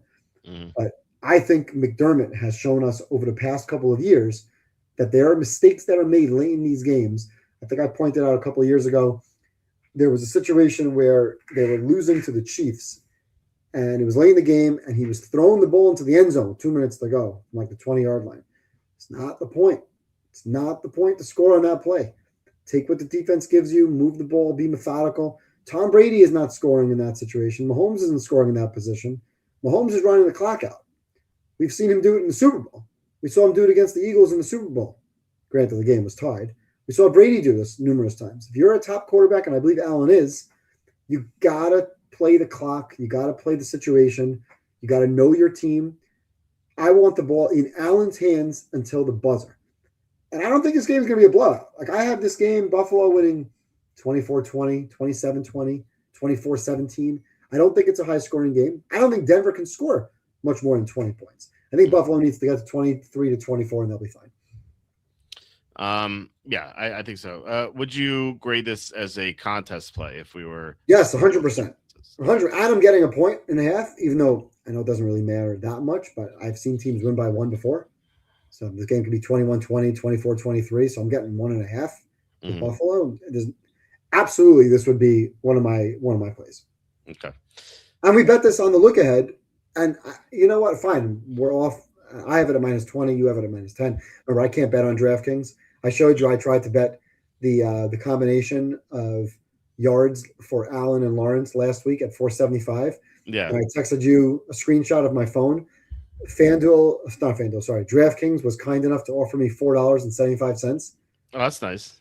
Yeah, it was very nice. I appreciate it. $4.75. Like, screw you. I'm taking my business to FanDuel now, who already kicked me out last year during the NBA playoffs. So I have a new account.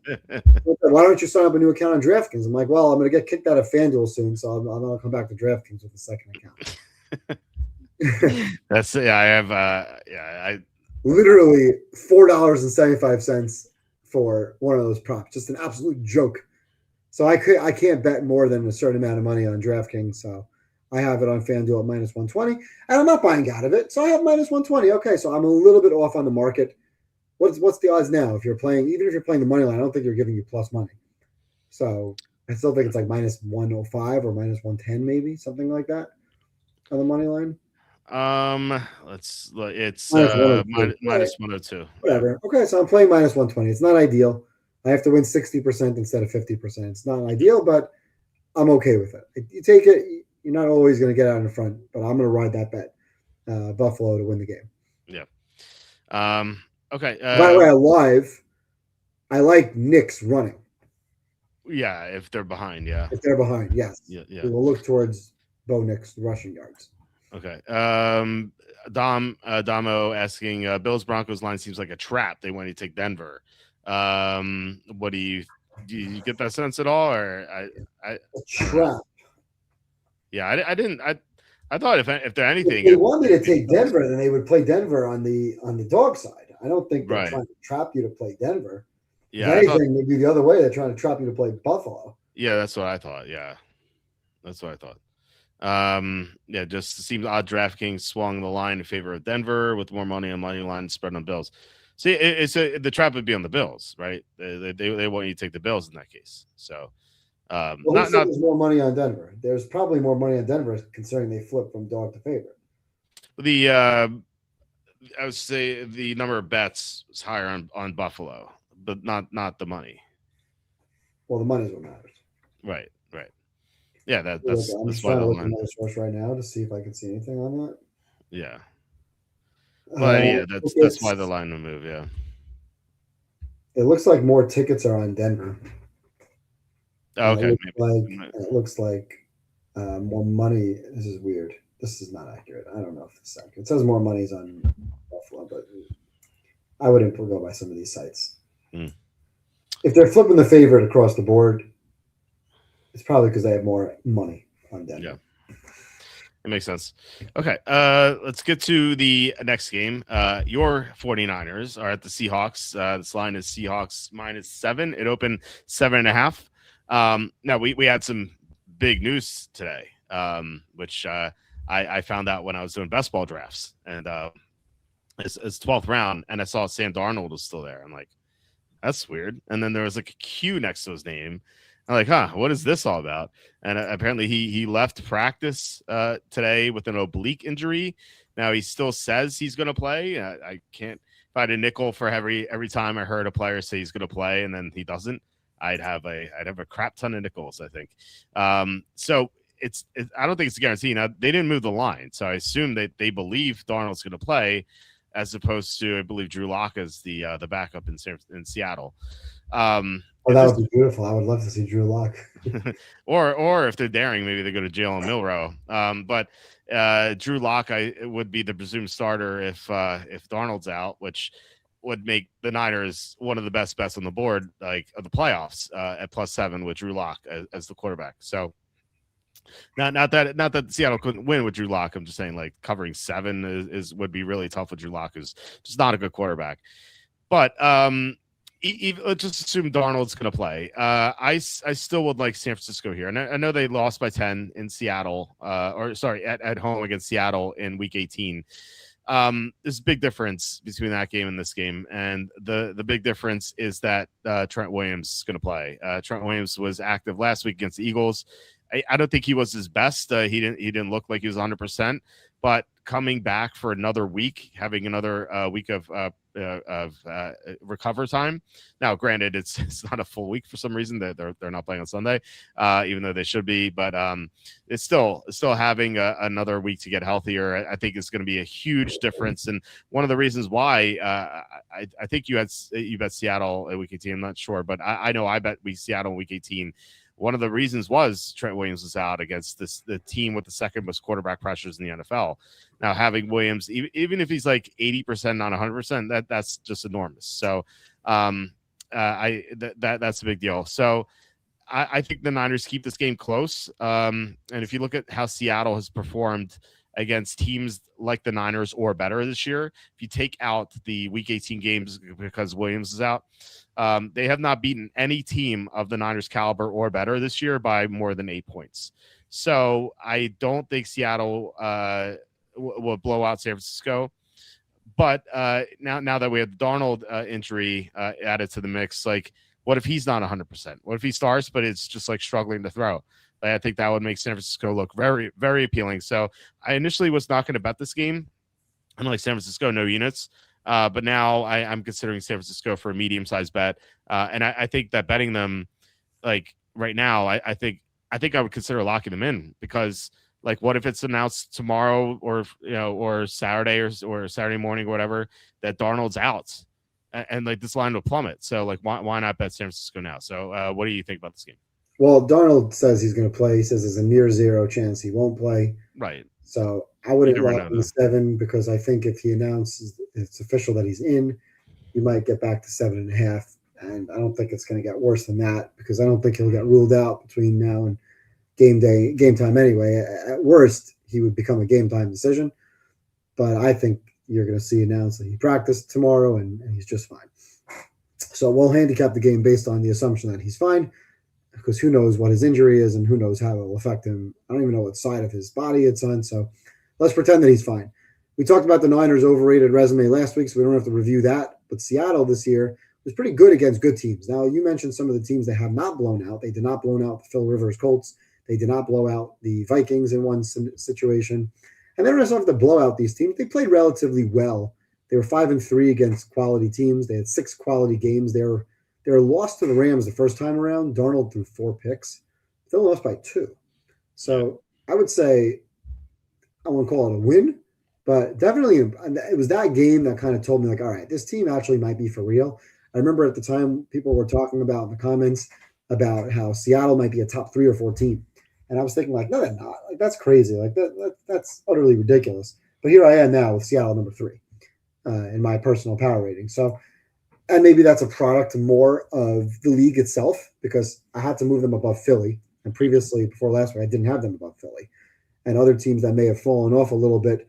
So I'm still surprised at how good this team has played, really specifically defensively. So they've had really impressive games. Like that game, week 18, their defense was dominant. And we talk about, they only had 13 points.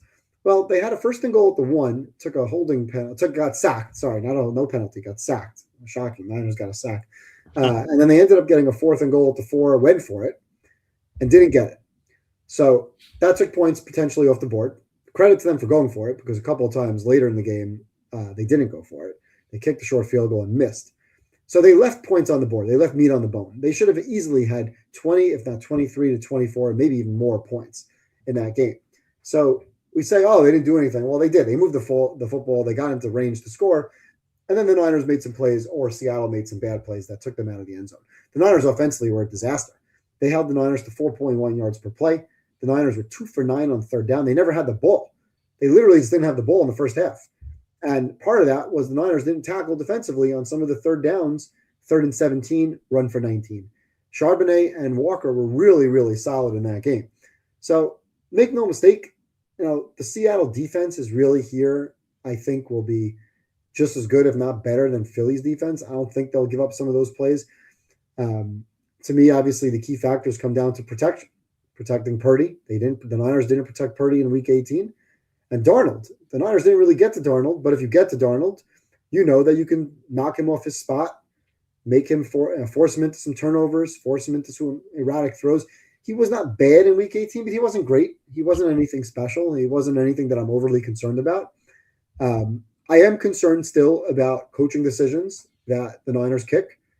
And I know we'll be prepared, but will the Niners go for 4th and 2? Will they kick a field goal? Will they punt? Like they did in week 18. They punted on a 4th and 2 or 4th and 3 from the 43-yard line. And last week, of course, I mentioned they kicked the field goal 4th and 2 from the 19. And will Seattle do the same thing? Because Seattle kicked the field goal to keep the Niners. That was a 10-point game, the 13-3. It's like 4 minutes to go. And Seattle kicked the short field goal. Why? To go up by 2 scores? They were already up by 2 scores. And they missed the field goal. So the Niners had the ball down 10. They would have gotten the ball back down 13. It's a bad decision. In week 1, it was 4th and 1 in a tie game, and McDonald opted to kick a field goal. They went up by 13. Niners come down and score. So I worry about, I think the keys to the game there are obviously protection at the line of scrimmage, some of those 4th down decisions. Power rating wise, I made the line 6.5. I thought 7 was a little bit much. I saw 7.5 at first, and I figured the only reason it's 7.5, it's not even injury related. It's just schedule related. Kittle obviously is a big loss. Trent playing in this game is a big gain. I think the defense is getting better and better. So, we keep saying how bad the Niners defense is or how it's put together by a bunch of third stringers. Let's be fair right now. Eric Hendricks is playing great. The way he played last week and potentially the week before, I have no problem with right now going to battle with Garrett Wallow and Eric Hendricks at my linebacker spot. Jair Brown got banged up last week. He has a hamstring injury. He's probably not going to play this week. That's a problem because now Marquise Siegel, who's a rookie, who got benched, he started the first 7 games of the season. He's going to have to start and play big minutes. He's had some good moments, but now he's going to have to play real big minutes, and now you're going up against Jackson Smith and Jigba, who's probably not going to drop the passes that A.J. Brown dropped. Probably not. That's a concern. But really, it comes down to protection. Forget the coaching decisions. It really comes down to, can the Niners get pressure on Purdy? Can the Niners protect? Can the Niners get pressure on Darnold? Can they protect Purdy? If they can't protect Purdy and they can't get the Darnolds, they got no chance. And the schedule didn't do them any favors playing a short week against a rested team. But it is a divisional game, and when you have a divisional game and coaches that know each other, 7's a lot of points. Yeah. And I think this is while it's not a great matchup, and it's certainly not going to be an easy game, I was more concerned with going to Philly than I am going to Seattle. So can the Niners get blown out in this game? Sure. Would it surprise me? Absolutely not. If I'm not a Niner fan, you know what I would bet in this game? Seattle on a teaser. That's what I would bet in this game. I would take Buffalo and Seattle. Tease them up, get plus 7.5, pick them, call it a day for Saturday, right? Aside from live betting. But that's the way I would play the game if I weren't a fan. I'm more confident in Seattle winning than I am Niners covering. I do think the Niners will cover, but I think this is going to be a tough game. I think this is going to be a hard game to win, assuming Darnold's healthy, because of the line of scrimmage and because of the schedule playing on a short week now. I think this is going to be a very, very challenging game for the Niners. And I'm not just trying to be, someone called me pessimistic last week. I first canceled my flights to San Fran last Saturday night after the Packers lost. So right. I was optimistic until the end of that game. But if I'm a betting man, I don't think the Niners are going to win this game. So I think it's going to be lower scoring. I think it's going to be like a 20-17 game, similar to Buffalo, Denver. I think first team to 20 probably wins. I don't think this game is getting 24, 27, 30 points. I'd be very surprised if the Niners could put up those kinds of points. And I trust the Niner defense to keep Seattle. Seattle wants to run the ball. They want to run clock. So that's going to limit the time. That's going to limit possessions. I don't think the Niners are giving up 20-yard runs in this game. I think they'll be a little bit more buttoned up. And we'll see if Seattle attacks downfield. But I do think this game is going to be a close game. I think this is going to be a tough game for the Niners to pull out. I think if Darnold's healthy, I agree. But if he's not, and he said he's going to play, but like I said, there's a long history of players saying they're going to play and then they don't. But I do think he will play because this is do we know if it's right side or left side? Do we know anything about the injury? I didn't really look. Let me see. Because they're getting their left tackle back. Charles Cross is going to play. Yes. It just says oblique. Sam Darnold oblique. Confident he will play. Yeah, I mean, players tend to be overconfident. I don't know. So yeah, it's we'll see. But I do think there's like if there's a slight chance that he's gonna miss this game. Okay, if there's a slight chance he's going to miss this game, I think it's worth locking the 7. Like, if it goes to 7.5, so be it. But like the upside of getting 7 when it could go down to like 3.5 or 3, I think it's definitely worth it. So anyway, Do you think the line would be 3 if you were announced out? wow, what do you think? I don't think they'd go I don't across know. 3. Good question. I haven't really thought about it. I don't Drew think Lock? I don't think they go across 3 at the risk of being middled. So I think it'd be 3 or 3.5. I'm not sure which Okay. one. Yeah, I guess that's fair. I can't dispute that. Yeah, even though I think it should be lower. I would be stunned, given what I'm reading, that if he didn't play. And I'm not sure. Left oblique, he's right-handed. Which oblique is more? Any medical people out there? Which oblique is more important for right-handed? Well, I guess we'll ask AI. Oh, that's good. Which oblique is I was more about to important? say I could text my doctor friend who is in a fantasy league. He actually helped him win his fantasy league. I don't know what kind of league it was. He had this like insane team because like people was drafting poorly, and then they actually their championship was somehow in week 18. It was like, I mean, and people are like asking like, what was the buy-in if they're all doctors? So I don't know, but I helped him win the championship, so he owes me. So AI was not very helpful because it says for Okay. right-handed quarterback, the left internal oblique and the right external oblique are a key functional pair. Okay. So, Well, for whatever that means, we don't know. we have no idea. Right. Well, I don't know. It's if it weren't midnight, I'll text him and ask, but I don't. I think what we do know, I really do think that, like I said, it's a hard game for Niners to win, but it is a divisional game. That's a lot of points in a divisional game. Yeah. Yeah, that's true. And I think the public will say, "Oh, the Niners just lost by 10. Therefore, this should be an easy game to cover." Meanwhile, the line opened 7.5 and is down to 7. Yeah. It didn't go 7.5 to 9.5. It went 7.5 to 7. Right. And I think it was there yesterday or the day before. That was not there today based on his injury. Yes, that's true. And I think that I think the fact that this is like the second time in 3 weeks they'll see each other, I think is a benefit for the Niners because I agree with that because I think we have a better coach. Yeah, the better pre-game coach, sure. Not necessarily a better in-game coach. Although I will say Purdy has struggled against Mike McDonald. Okay. When he was at the Ravens, he struggled against them, and of course this year he hasn't been great against McDonald. Mm-hmm. Yeah, that's true. All right, well, let's go to this on the games. And by the way, you, Andy, and I all agree on the first 2 games. So it's either a great thing, hopefully a great thing. Hopefully it's not a bad thing.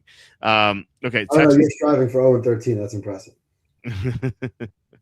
Right, the Texans are at the Patriots. The Patriots open 2.5, and now they're 3.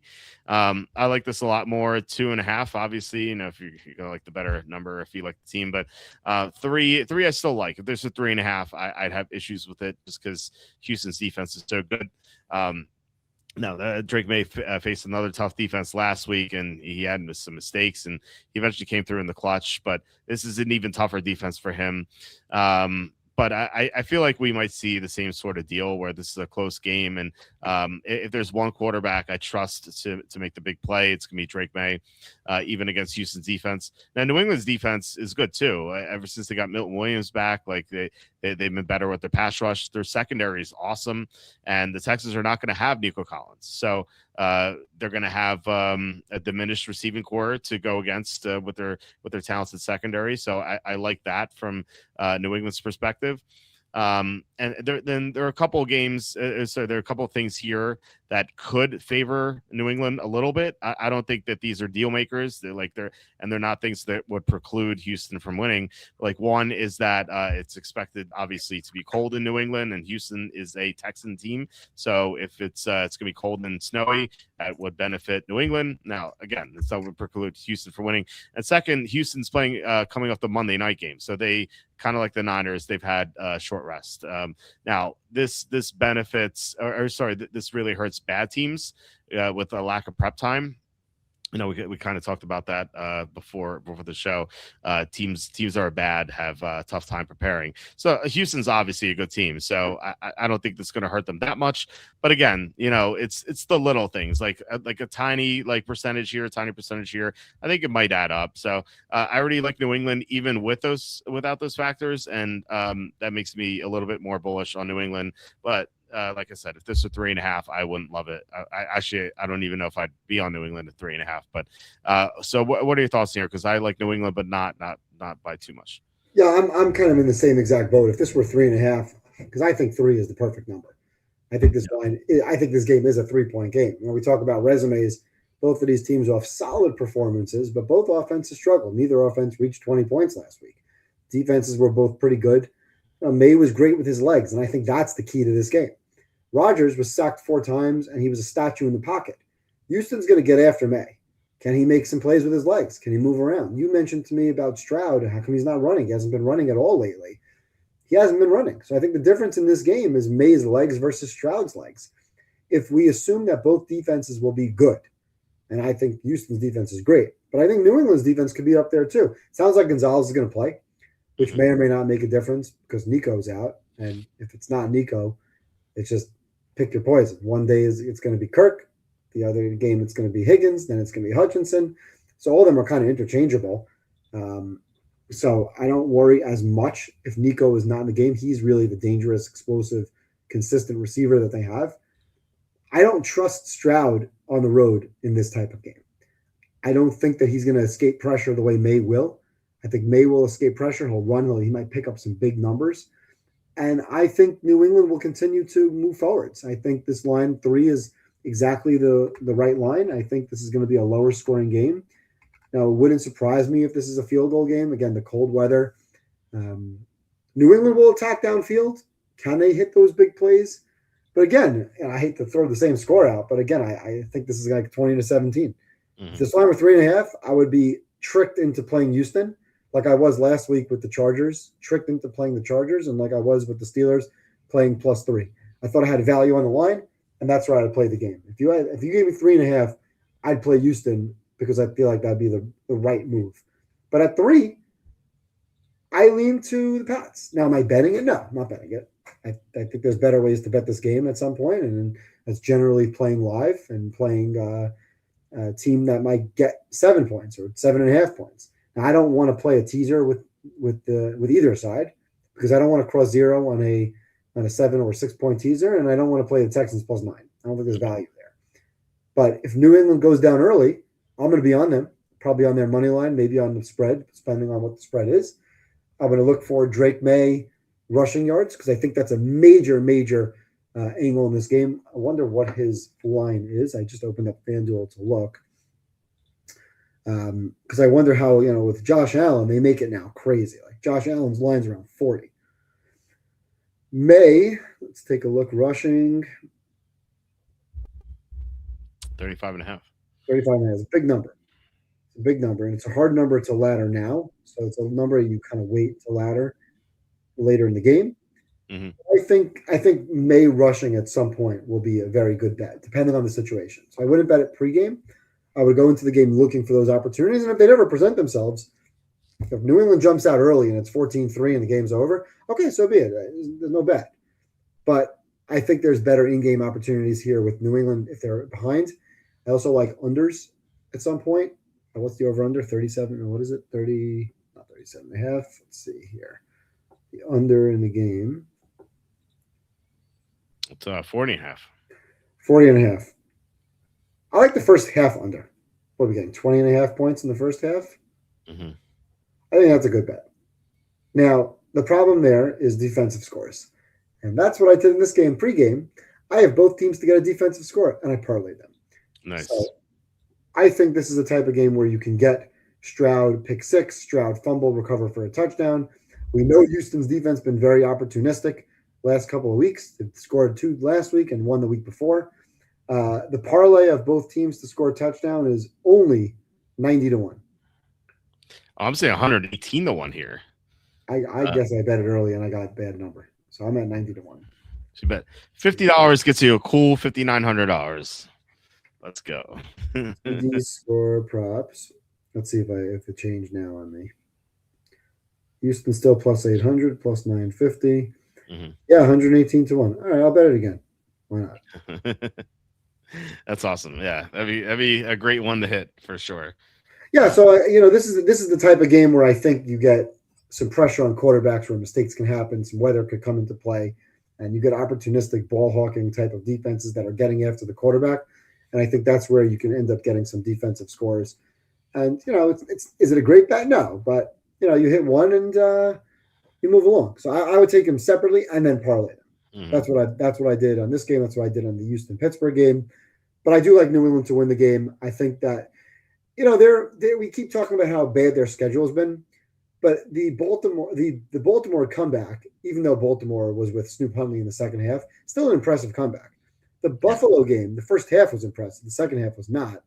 But the first half shows the kind of ceiling that this team has. I believe, and I've believed it all year, that this is a good team. They're a formidable team, and their offense should be good enough to make some plays. I think their defense is pretty good.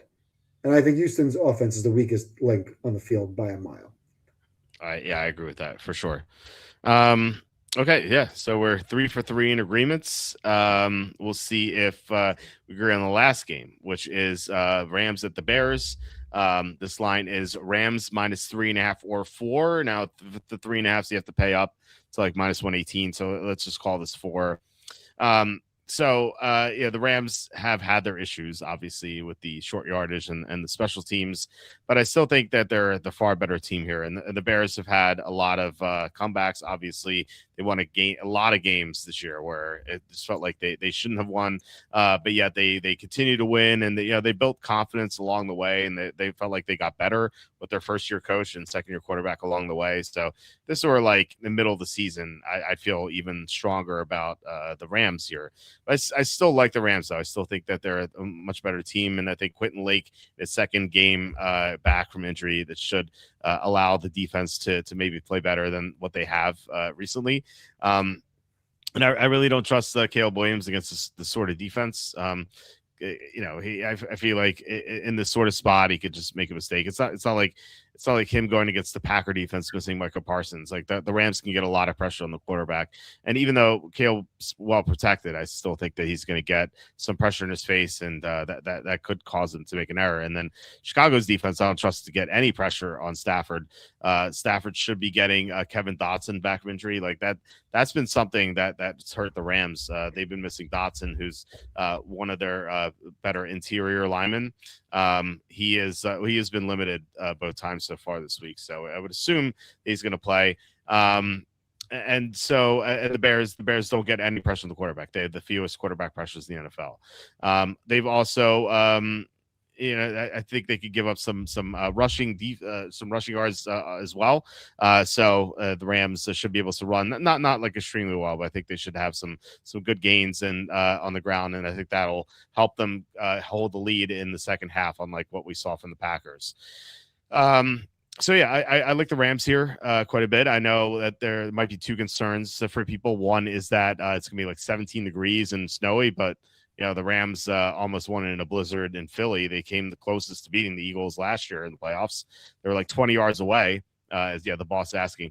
Yeah, I'm not concerned about the blizzard. I don't care. The Rams showed last year that they could play just fine in the snow. I think they'll be fine. The other problem potentially is Stafford's finger. We talked about that before. They got X-rays on it, and it was negative. And unlike Allen, he doesn't have any other injuries. So, I think there's probably a better chance that Stafford's healthier. Now, they could easily be just healthy. They could be both 100%. So, and plus Stafford was full all week, unlike Allen. So I'm not too worried about that either. It is like my biggest concern, but I still like the Rams quite a bit. I think it's my second favorite pick of the week, barring Darnold not being healthy. So what are your thoughts on this game? Lots to unpack. So resume-wise, nothing to discuss. We've already talked about how the Bears are overrated. We talked about a lot of stuff with the Rams, with their inability to convert short yardage and special teams problems. And once again, I'm going to make an assumption that Stafford is just fine. I don't make any excuses for the finger, because the finger was fine when he threw a beautiful pass to Puka, The finger was fine in the last drive of that game. Matchup-wise, Chicago is overrated because they've been feasting on turnovers. They're number 1 in the NFL in turnover margin. But number 5 right there is the Rams. So outside of that Carolina game that we still can't figure out how we lost, the Rams special teams is an issue. Third down, short yardage situation is an issue. Turnovers has not been. So we expect Stafford to be able to protect the ball with whatever kind of weather he's dealing with. I don't anticipate Chicago to feast in this game off of turnovers. Where I do look at some key factors is I think the Bears come out in this game with a run game plan, run time of possession. I think they need to treat this game like they did the Philly game on Thanksgiving and not get too cute. And I don't think in this game they're going to get too cute because of the weather. And that's where we disagree. So I want to pull up the weather. And you mentioned 17 degrees. So first of all, last year, I went back and I checked the weather last year. Yes, there was a couple of inches of snow. It was 3 to 5 inches of snow on the ground, and it was coming down late, and Stafford was great late. They were down 14. They ended up scoring, got the ball back down 6. The weather was 32 degrees, dropping into the mid-20s with wind 10 to 15 mile per hour wind gusts and snowfall. So I've seen players talk about snowfall is not such a big deal. It's hard to really get your footing on some of those plays. But it wasn't necessarily that cold, and the wind wasn't so bad. 25 to 32 degrees. You and I both live in the East, and we know what 25 to 32 feels like. It's not so bad. The weather in forecast for Sunday night in Chicago, as of right now, according to AccuWeather, is 2 degrees with a real field temperature of negative 23. Wind 21 miles an hour, gusting to 40. It says a little evening snow, otherwise mainly cloudy, windy, and frigid. Bundle up for the football game. There is a massive difference. If it's 32 degrees and sunny, I'm outside. If I leave the gym, I'm wearing shorts and flip-flops. If it's minus 23, I'm not outside. Yeah. 2 is crazy. I was at Steelers-Jets, sitting 5 rows from the top in the open end zone 15 years ago, or whatever that was, 2011, I think it was 15 years ago. And it was 0 degrees at kickoff. And you can't feel your fingers. You just can't feel your fingers. So when you tell me that there's a game that's going to feel like minus 23, the weather has to concern you, especially when there's a team that wants to throw the ball that's better throwing the ball than they are running the ball. Chicago, on the flip side, if they are smart, they're going to try to run the football here. And I don't know if they're better or not doing it, but I think they might have the better run game. They certainly have the better running quarterback. And that's where I think there's a major difference in this game is Caleb running and running the ball in general. Because if the Rams are relying on Stafford to throw the ball downfield, even against a bad defense, and frankly, last week, Chicago's defense gave up a screen pass, 4 missed tackles that Matthew Golden got into the end zone. That was a pathetic defensive play where 4 guys touched him. That was a wide receiver bubble screen from like the 15 or 20, and somehow he found the way into the end zone. So maybe that's what the Rams do is they throw a bunch of bubble screens to Devontae or to Puka.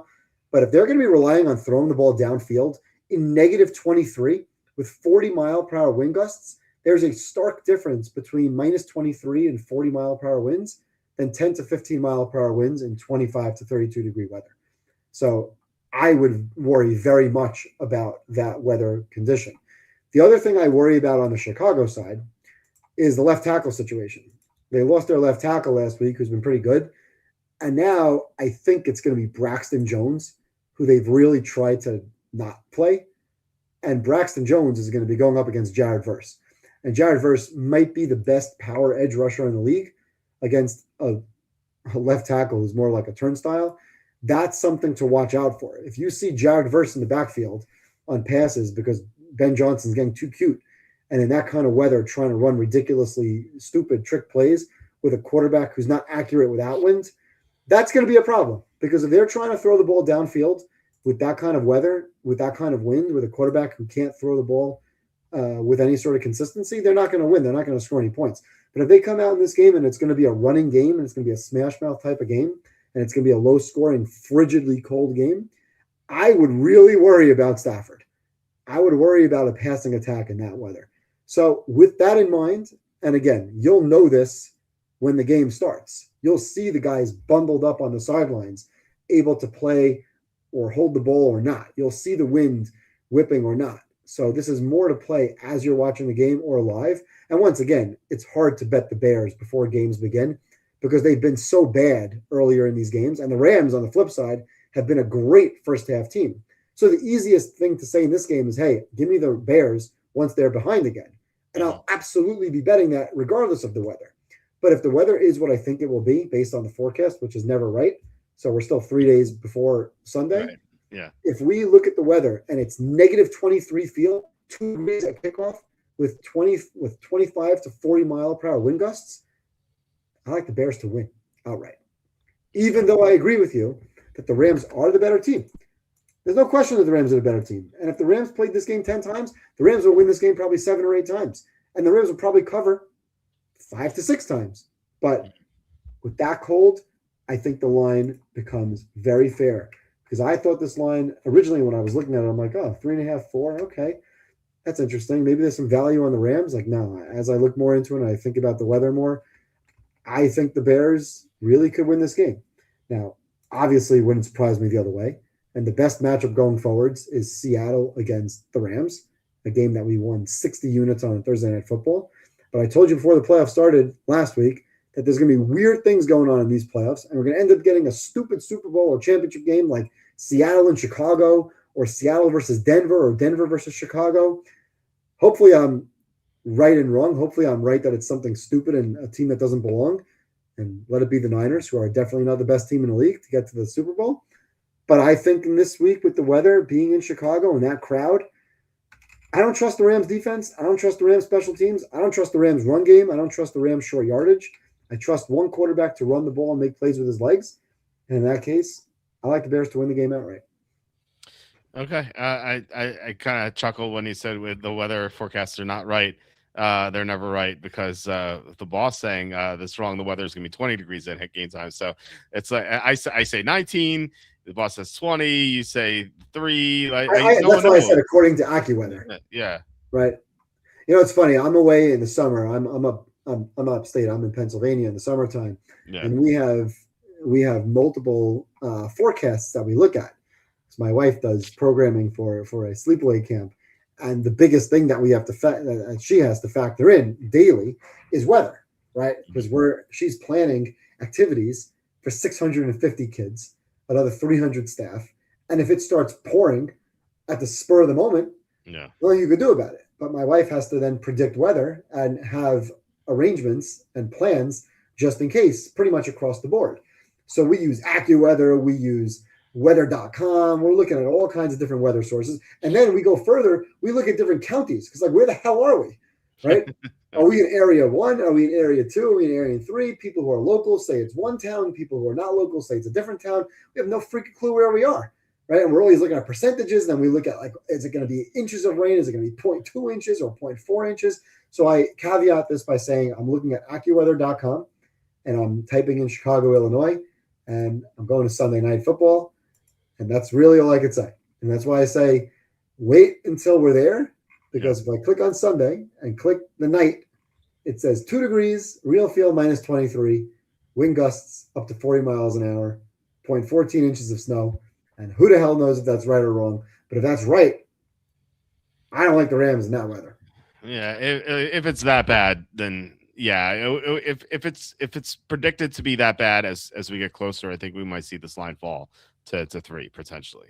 And on the flip side, if the weather is 32 and not much wind, the Rams have a major advantage because they're going to move the ball at will. They will put up 30 plus points again. The question is, will Chicago somehow find a way to luckily hang around and make some wild plays? I don't think Chicago will win in a regular game. You put this game on a neutral field in the Superdome, and the Rams put up 34, and the Bears put up 24, right? It's 35-27, something like that.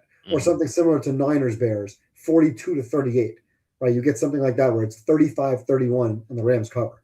But in negative weather with crazy wind, no one's putting up 30 points in that weather. It's just, it's crazy. If you've ever been to a game in that kind of weather, it's brutal. You cannot feel your hands. You just can't feel you can't feel your toes, you can't feel your hands, you can't do anything. You're huddled on the sideline. It's so bitter cold. I remember getting gas at 1 o'clock in the morning in Pittsburgh, leaving that field, and my car read -7. Like holy cow, it's -7. Like it's so cold outside, and it is what it is. I mean, the players are professionals; they're going to go and play. And Stafford is older, and he's got a hand injury, and he just can't be. It has to be factored in some. If it's -23, 32 is no big deal. 32, most people are out in flip flops. Right. Most people from the East Coast are out in flip flops. 35 and sunny is beautiful. But if you're from the West Coast and it's -23, I mean, I'm just picturing Tom Coughlin on the sideline, Oh or my God. Lamar, or Mike McDaniels. Yeah, Coughlin's face was like falling off in that game. It was I felt cold and I was watching indoors. You know, Right. That was brutal. So we're on different sides of that game, at least right now. Right now, sure. But like I said, if it's like it's 5 hours before kickoff and it's looking like it's going to be close to 0 degrees, then I it would be a tough ask to bet the Rams, and I think I would even prefer the Bears at that point. But if it's like 20 or 15 and there's a snow but it's not like crazy winds, then I think the Rams take this one. So well, let's pay attention to the quarterback passing yards, because if you get a situation where you can pass the ball, we look at the passing specials here, see if there's combinations that we like. Combining for 500 yards, even money, right? yeah. Great bet. 500 yards, even money. 550, 2-1. Not a great bet now, but wait for the situation. 600 yards, 4-1. 650, 7-1. No.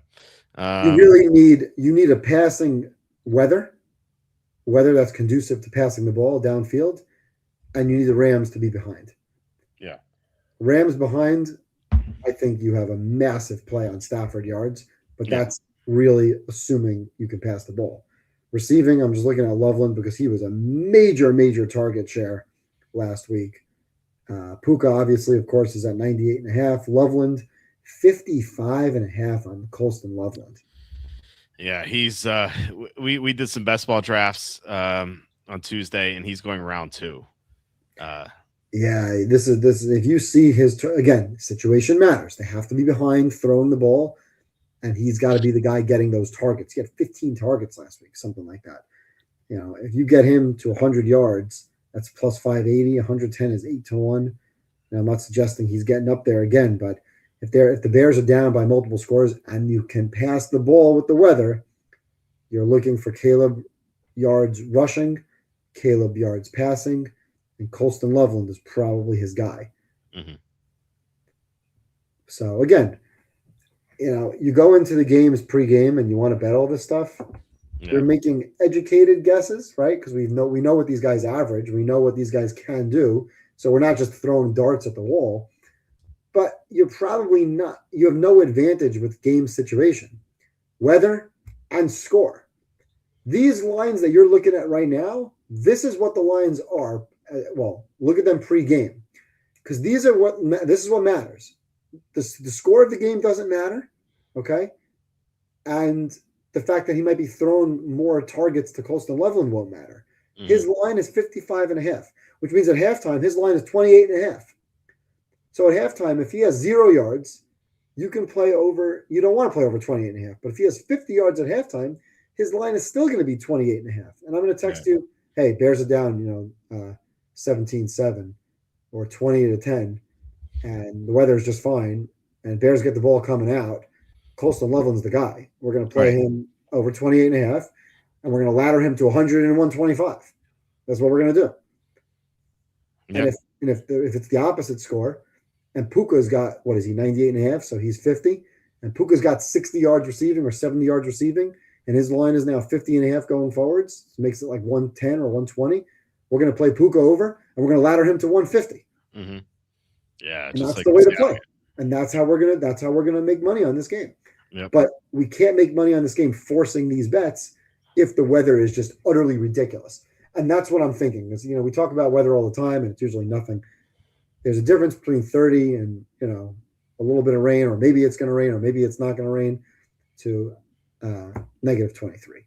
Negative 23 is that's just brutal. We should go. We should go to the game, by the way. Fly out to Chicago and sit there and really kind of get the good feel. I would tell you I would more likely do that, but I'm flying out of the country on Monday morning, so I probably can't go to Chicago on Sunday night. But I must say it was a blast going to Steelers Jets AFC Championship game 2011, game time temp 0. That was a blast. So not only do I get my stuff thrown on the lawn, I get to do that after I sit through a cold game in negative 20 degrees temperatures for 3 hours. Doesn't sound great. What can be bad?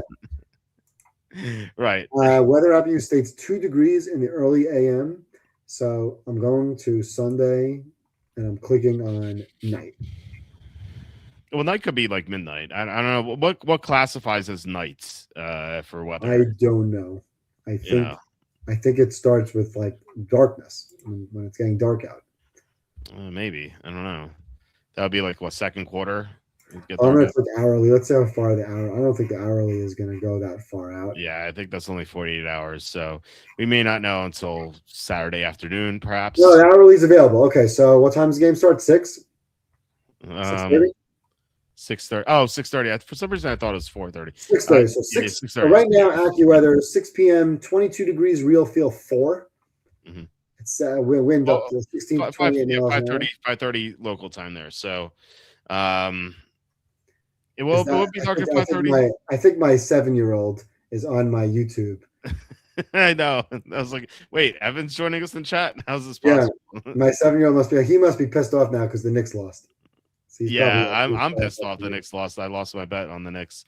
By 8 p.m., it says 22. Okay, so this is interesting because it says 22 degrees, real feel 5.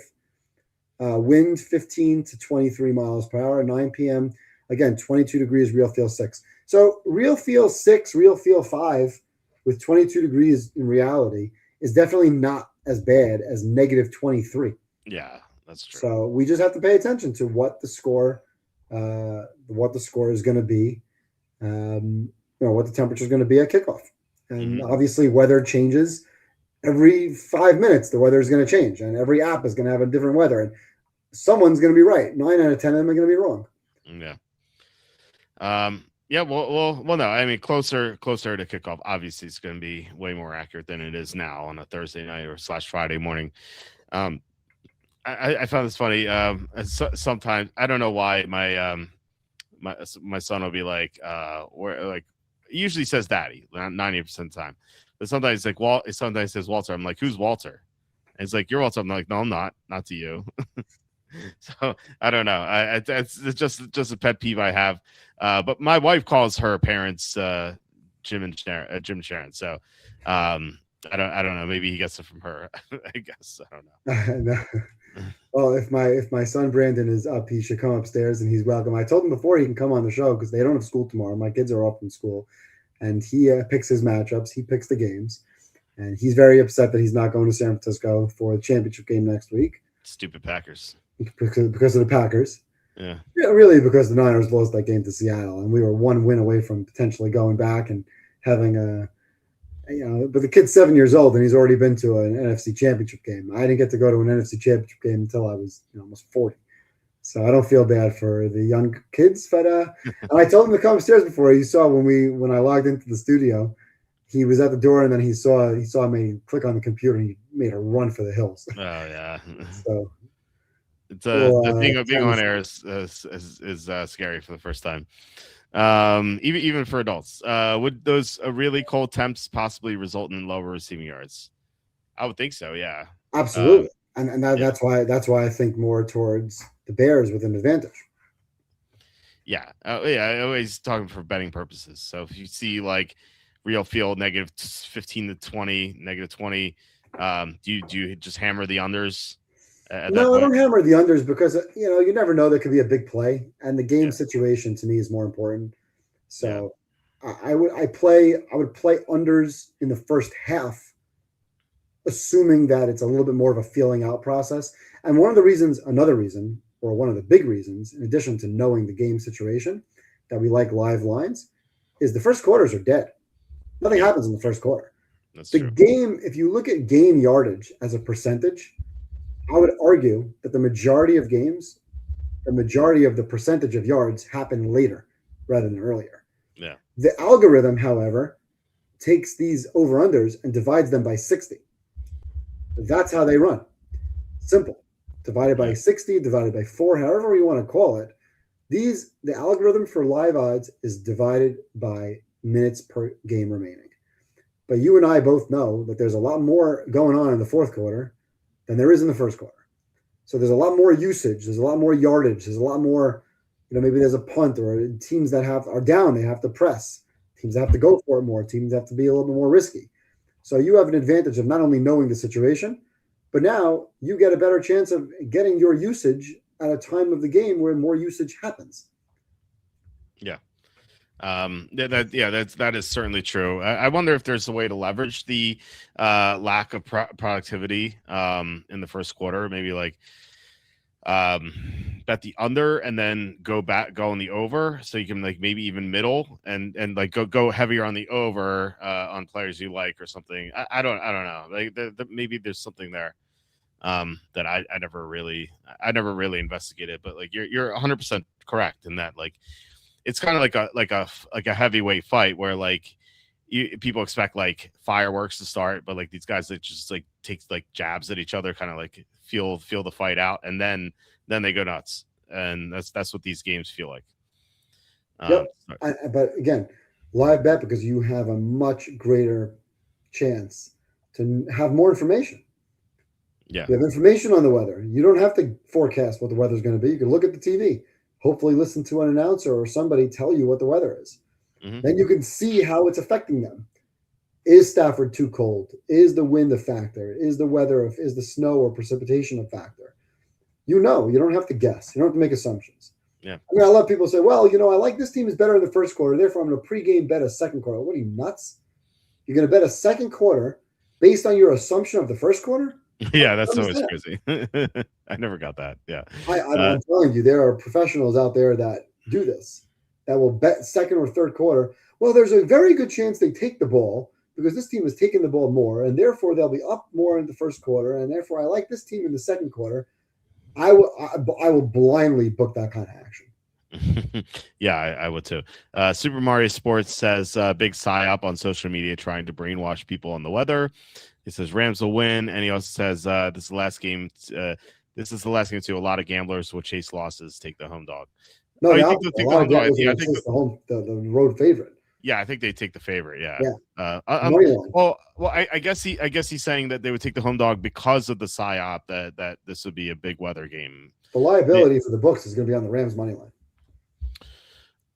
Yeah, I would think so. Although right now it looks like there's more money and there's more bets coming on Chicago, but usually it'll be on the road favorite, but if he's right in that, like the prevailing narrative is that the weather is just going to be too much for the Rams. And actually I got a Facebook message today. It's kind of surprised me because I haven't seen the psyop. Like my X feed is all screwed up for my algorithms because I troll people. So everything's like about like the Minnesota stuff or what's the Sophie Rain stuff where they want to propose a syntax on OnlyFans. Like that's like the only thing I see on X because like I just troll people. So I haven't seen the psyop. But the point is, I got a Facebook message today from Jason, who he tends to comment here sometimes. He's like, what do you say? He's like, Stafford bad in cold narrative, and then he listed a bunch of stats saying that this is incorrect. The Stafford's actually performed better in cold weather than people think. And I remember seeing that. I'm like, what narrative? I haven't seen that at all. Because I've been writing that this doesn't matter. So in my head, there's been no narrative, but apparently there's been a prevailing narrative that Stafford's going to really struggle here. So I don't know. But I don't think Stafford will struggle with 32 because you sure. point out that he was good last year, and I told you the weather last year was 32. Yeah. Dropping into the 20s. If the weather is 25 to 35 degrees, I think Stafford will be just fine. And in that case, I changed my mind. I think the Rams will win. I think the Rams will be up, and I'll bet the Bears anyway to come back because that's what you have to do if you're betting the Bears games. Yeah, even in 19 degrees, I think Stafford's fine. Right. If you go sub 10, that's like when it gets a little dicey. No, I'm talking about like minus 23. Oh, I mean, you're talking real feel. I'm I'm talking about talking like the about actual real feel. I don't temperature. care what temperature is. I care what it Yeah, feels like. right. If it feels like negative 20 on the field, I don't see how you could throw the ball or catch the ball. Yeah, For that matter. yeah, yeah. It's just they're throwing like a blocks of ice. Yeah, you're literally throwing ice, bricks. Yeah. Have to understand with mass advertising gambling, we are in uncharted territory. Yeah, I mean, that's certainly true. Devontae Adams, I assume this is Devontae Adams. Over seems like a lock. Yeah, I don't like the Devontae props these days because he's coming off the injury, and I don't know how healthy he is. Yeah, he's targeted a lot in the red zone. So if anything, touchdown. If the number is good, but that's not something I'm gonna bet. What was his target share last week? He had 13 targets actually. Oh, did he have 13 targets? Oh, wow. Yeah, he had 13 targets, but only caught 5 of them. So he wasn't healthy, but a week and an extra day too. They've had wow. Puka had 18 targets last week. 31 of the 42 passing attempts went to Puka or Devontae. Right. It's like when I do these basketball drafts, I have a Ram stack. I'm always like at the final round, I'm like, okay, do I take a like a low key Rams player like a Xavier Smith or Jordan Whittington or Tutu Atwell? And then I look at their stats, I'm like, no. Yeah, right. They don't get any share. No, they don't do anything. I'd rather take their 4th tight end, Davis Allen. Right, exactly. Yeah, they don't throw it to anyone besides those 2 receivers and the tight ends. That's it. How do the Bears do against tight ends? Is a question that I came up with. Bears versus tight ends. I have this open. Bears are they are 16th against tight ends. So you can see a heavy dose of 13 personnel in this type of game. Sorry. 12 personnel, just more tight ends on the field. Yeah, 12 or 13, yeah. Even 13, because Terrence Ferguson's going to be back. Right. So, yeah. And especially if it's becoming more of a running game, they want more tight ends on the field. I definitely would. Yeah, I would lean, if you're looking at some pre-game props, kind of looking at some of those tight ends. And that's where you can get some ladder opportunities because the tight end yardage, they're not going to be that much, right? Yeah. Pick a guy like Higbee. Where his prop at? Higbee is 25 and a half. 25. All right. And Parkinson 19. So like one of those guys theoretically can go to 30 or 40. And now you're going to get good odds on those ladders. You just got to kind of see who's the feel, see what kind of personnel McVay is going with. And if you think like, Higbee might be a good opportunity because he's got one catch at halftime, his line's going to be 12 and a half yards. Mm-hmm. So that's where I look, like Christian Kirk last week was lined at 6.5 more yards. So getting to 20 or 30 provides for big odds. Whereas I didn't take Caleb on the passing yards because he went from 78 passing at halftime. His line was like 220. Yeah. And there was not much of a variance to get odds to the next tranche, right? But going with a guy like a Higbee here, again, I'm not in love with it, but halftime, if you see Higbee's involved in the offense and he's on the field and he's getting somewhat of a target share, his line's going to be 12 and a half. Let's see what he's doing in the first half. Yeah. You're saying the Bears are not bad against tight ends. So, again, it really comes down to can they throw the ball with the weather and what is the score? What is the situation of the game? And if the situation of the game is that they can throw and the Bears are trailing, I don't see the Rams taking their foot off the gas throwing the ball. And you might get a favorable number on Stafford. You'll definitely get a decent number on Caleb. You might get a good number on Puka and Loveland. And then you combo the passing yards. The best scenario for us here, live betting this game, is Rams ahead by 2 scores at halftime in a game where they're passing. The weather is not precluding passing. Mm-hmm. Yeah, Stafford over passing at that point. We'll get a low number. That'd be nice. The boss says Adams had 72 yards versus 2 top 10 corners. So why can't he have more? Game. I have no interest. Yeah, I think he'll have a better game, but I think just betting it live is better. Yeah, like 100%. Like what if the Rams are up by like 28 at halftime? So it's not going to do anything. Like it just might be unfavorable. Or what if it's like the weather conditions are terrible? Yeah, you can't bet that pregame. That makes no sense. Let's see. Andy says in the fourth quarter, every possession could be a team's second last or second last. In the first quarter, there are 8 to 10 possessions remaining, which is why teams start slowly, play quicker, more aggressively in the fourth quarter. Mm-hmm. Yeah. Teams will play, a lot faster in the fourth quarter. Absolutely. Yeah. Also, how bad did Drake May look last week? Texans rolling into town defense, looking great. Outdoor grass, cold weather. I mean, I thought he made some really good throws in that game, but he also made some mistakes. But it's not like the Charger defense is some like average like unit. Like they were, I believe they were Chargers defense number 2 in the NFL in EPA in the second half of the season. So like that that is pretty good. The last time I checked, like Charger defense is legit. He also So ran 57 yards, 66 yards. of course, Right? yeah, And it was his first career playoff start. So now he's got now this is his second playoff start, right? So Yeah. you give him a little credit. And I was never a Drake May fan coming out of college, but I'm impressed with this guy. You got to give credit where credit's due. This is a good team, very well coached, good team, solid defense. Offense makes plays. Drake throws the ball downfield, makes plays with his legs. It's going up against a great defense, yes, but you know how great that defense is and how bad their offense is. Yeah. So, but again, the line's right. There's no value. There's no value in the 3. I like New England to win the game by 3 points. Yep. Yeah, I think that's most likely result of that game is probably New England by 3. So it's a tough game to bet. It was 2.5. So unfortunately, we didn't get that one. All right. Anything else before we head out? No, I like the defense scoring in that Houston New England game.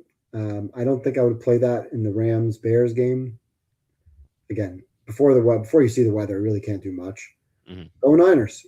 And go Buffalo. I really don't want to see Denver. And it wouldn't surprise me if Denver won the game.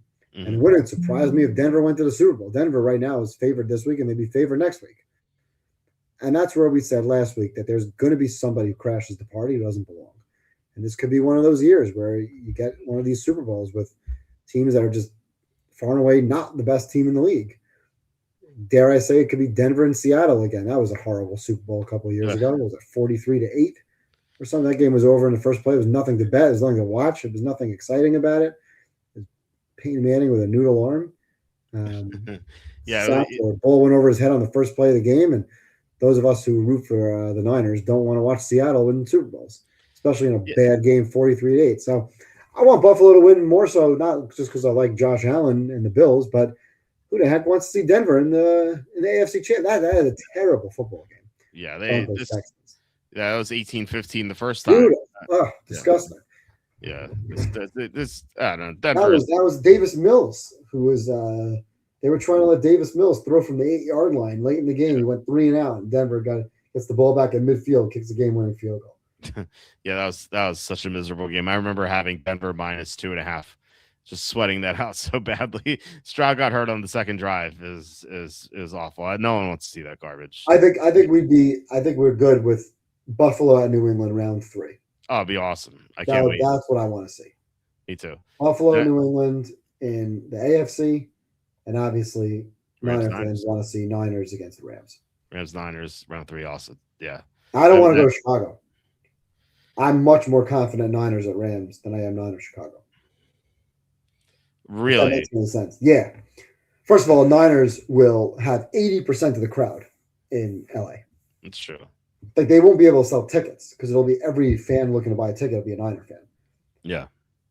They were actually restricting this week. Where were they restricting? Was it Seattle? I think it was Seattle. Yeah. They were restricting fans from selling tickets to San Francisco fans. They said if they caught you, a season ticket holder, selling tickets to an outside fan, they were going to revoke your season ticket license. I saw that. I saw he said that to me. It's like, this is so ridiculous.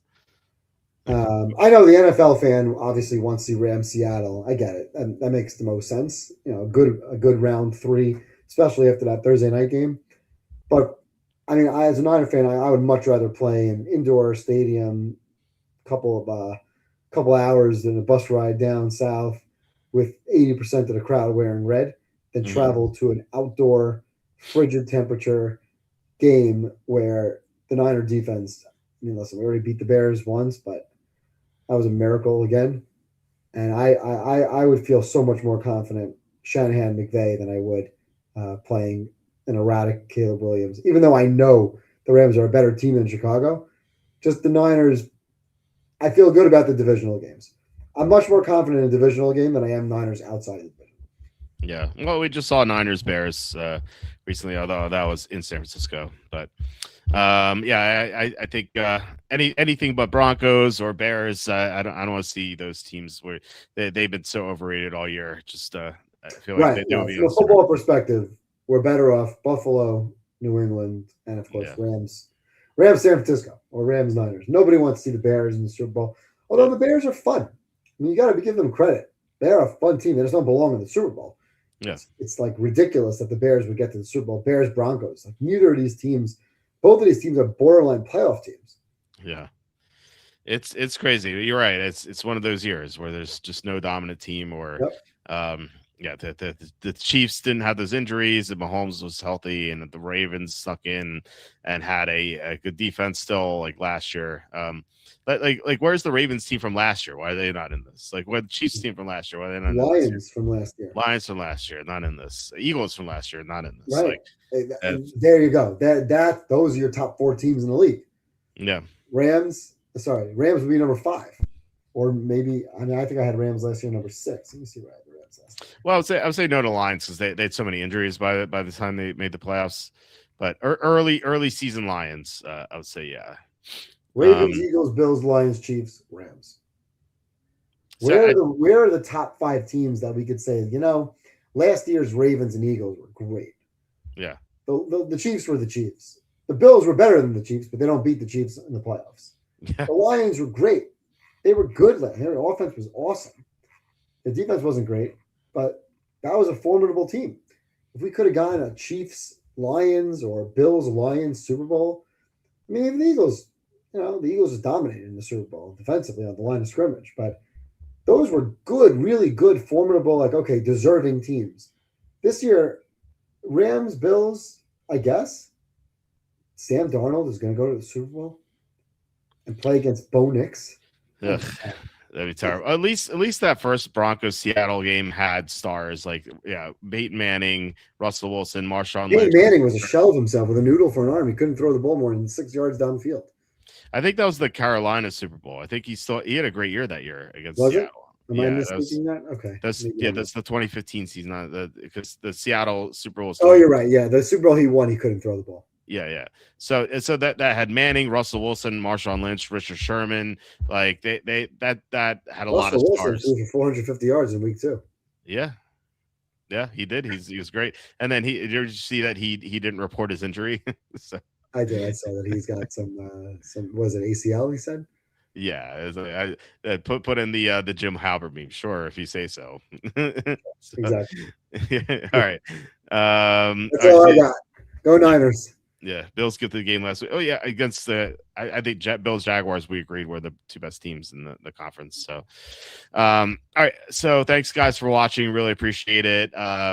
So we'll be back tomorrow with Tom. I assume Tom's gonna be on. He missed last week with the flu. Hopefully he's better. If not, maybe we'll figure something out. But otherwise, please hit like, subscribe, comment below, share this video, visit walterfootball.com for tons of content. Evan, once again, great show. Love doing this with you every Thursday. And we only have 2 more Thursday, unless we do the week off between the Super Bowl and the championship. Yeah, I'll try. We'll try for next week. I'll be, like I said, overseas, but I will have my laptop with me, so we'll definitely try to hope that the Wi-Fi works well enough that I can check in Thursday night from an undisclosed location down south. Yeah. It's a sports center in LA for some reason. So people care. Evan down south. Yeah. All right, guys. Have a great night, and I will talk to you tomorrow.